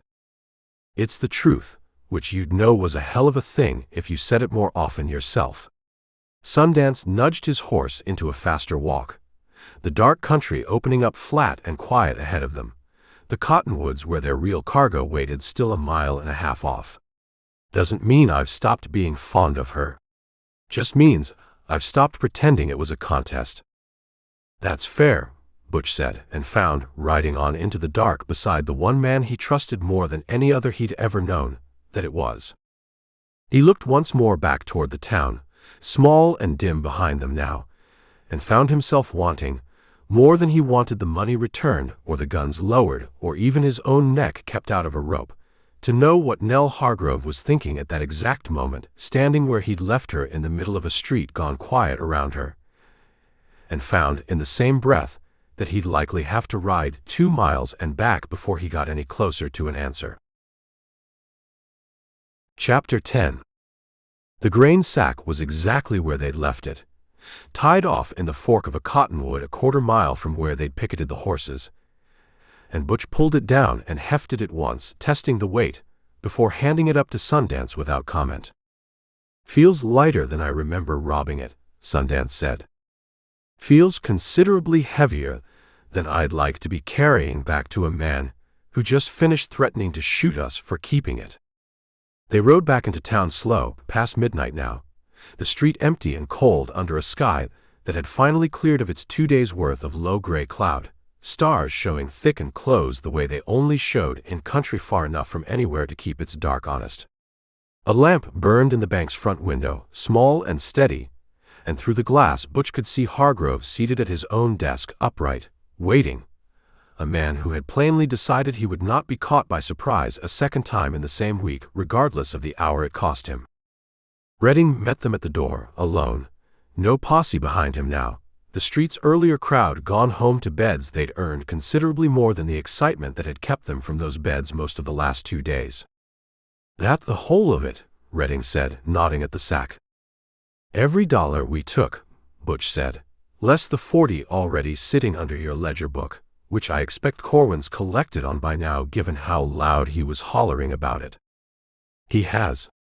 Redding took the sack, weighed it in his own hand the way Butch had weighed it in the cottonwood, satisfied by whatever arithmetic that particular gesture performed for a lawman. "Hargrove'll count it proper come morning, in front of witnesses, on account of I don't propose to have anybody in this town wondering later whether the sum came back whole, or whether somebody skimmed a taste off the top riding 2 miles with it in the dark." "Wise," Sundance said. "I've been doing this a while."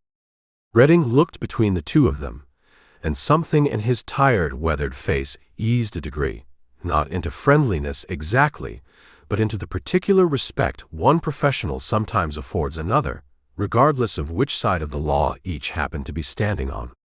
"You know, in 20 years wearing this badge, I've had exactly 1 bank robbed in my town, and the 2 men who did it brought the money back themselves, inside of 2 days, on account of a woman half their age talked better sense into the situation than either one of you had in you to begin with. That's not a story I expect anybody in the territory's going to believe when I tell it." "Then don't tell it," Butch said. "I'll tell it," Redding said. "Just won't expect to be believed. Go on, now. You've got till sunup same as I promised, and I'd use the hours was I you, seeing as Corwin's still got a memory on him, and a mouth to go with it. And I can't promise every man in this territory's going to feel as generous about letting you ride as I have tonight." He went inside, and the door shut behind him, and Butch and Sundance stood a moment in the cold street with nothing left between them and the rest of their lives but the dark road out of town and whatever waited past the edge of it. "I'm going to see her," Butch said. "Figured you might." "You could come." "I could." Sundance settled his hat, looking off toward the boarding house, dark now, its windows unlit. But I expect she's owed one honest conversation, not two men crowding the doorway arguing over who gets to have it first. And I've had my fill tonight of watching you make a fool of yourself in front of her without me adding to the crowd. That's decent of you. It's practical. Somebody's got to watch the horses and make sure Corwin doesn't organize a second posse out of spite before we've even cleared the town line. Sundance turned to go, then stopped and looked back with something almost gentle working under the flatness of his voice. Butch, whatever she says, we ride at first light regardless. You understand that? I understand it. Say it back to me so I know you mean it. We ride at first light, Butch said, regardless, and found, saying it, that some part of him had needed to hear his own voice commit to the words before he entirely believed them himself.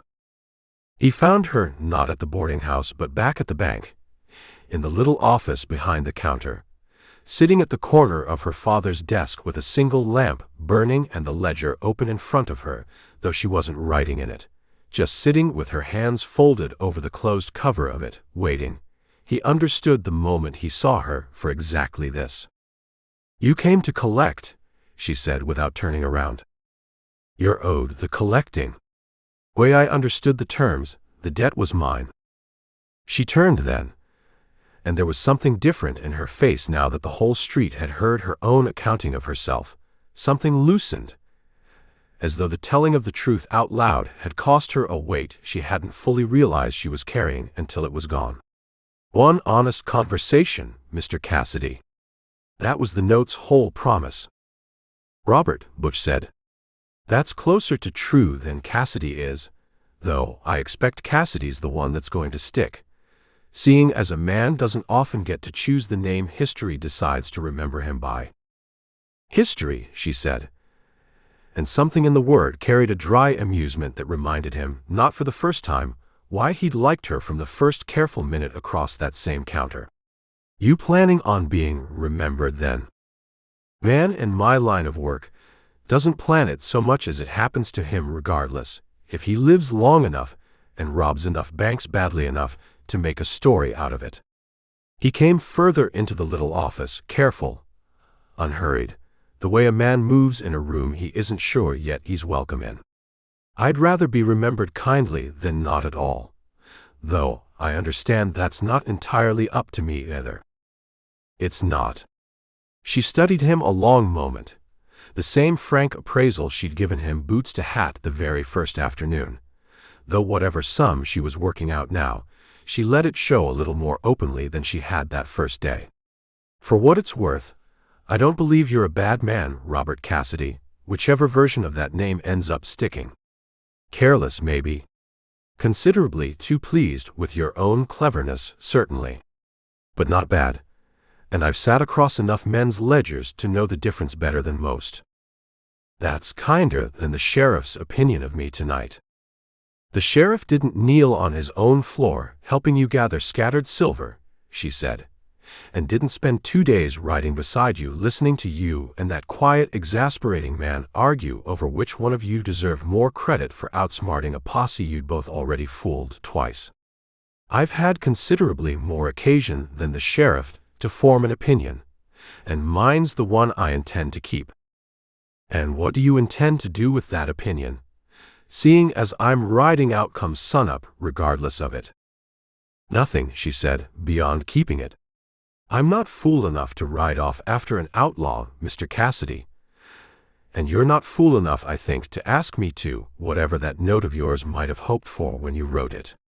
I've a bank to run, and a father who's aged 5 years in the last 2 days, and a town that's going to spend the next decade telling this story with me in it.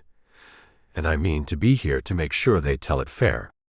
She stood and came around the desk, close enough now that he could see the small, private smile she'd been keeping from him in pieces since the first afternoon finally arrive whole and unguarded.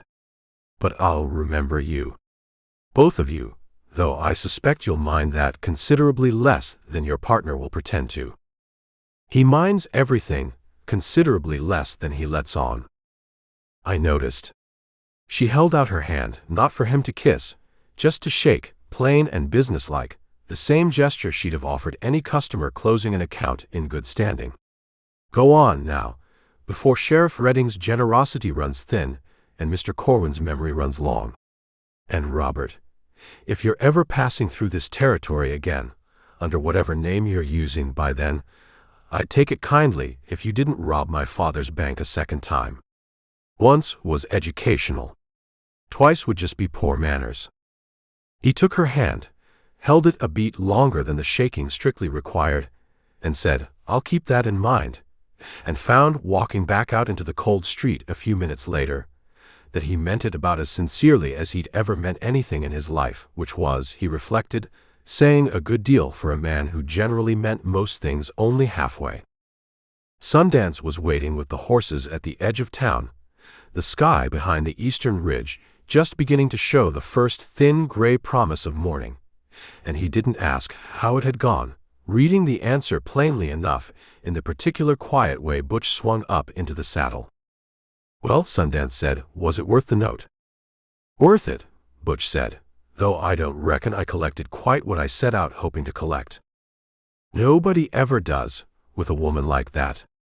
Man walks in thinking he's owed a debt, and walks out having paid one instead, and generally counts himself lucky for the exchange rate. Sundance turned his horse east, toward the pale line of morning spreading slow along the ridge, toward the rough, folded country beyond it, where a man could disappear for a season or a decade if he knew the right canyons to disappear into. Hull's 2 days hard riding from here. Was you still of a mind to head that direction? I'm of a mind. Man needs somewhere to sit a while, and think on what name he means to answer to, going forward. You already know what name. I know what name, Butch agreed. Same as I expect you've already decided you're done answering to anything but Sundance, seeing as you've worn Harry about as comfortable as a boot 2 sizes small since the day I met you. Man grows into a name, Sundance said, same as he grows into most things, given time and the right kind of trouble to earn it in.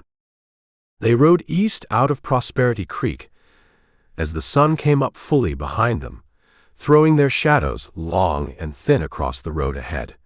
2 men who had ridden into a small town 3 days back as nobody in particular, and were riding out of it now considerably closer to whoever they were eventually going to become. And somewhere behind them, in a bank with a vault built special and a ledger kept scrupulously straight, a woman closed her father's book on the whole affair, and began already, turning it into the story she meant to keep telling on her own terms for as long as anybody cared to listen. Considerable trouble, Butch said into the widening morning, for $400 and a bruised pride. Considerable trouble, Sundance agreed, for a good deal less than we came out with, and I wouldn't trade the sum for anything different was you to ask me. Wasn't going to ask. Good, Sundance said. Saves us both the trouble of you not liking my answer. And they rode on, bantering the way they always had, and would keep on doing for a good many roads yet to come, east into whatever the rest of it was going to be. The end. More Western adventures. By hook or crook. 2 Bad Men. Blood Trail. Sweetwater Trail. Cascades. Marfa. Mesa. High Divide. Sierra Trail. High Ground. Widows and Orphans. Red River Rock. Ambush Range. Saddle Bound.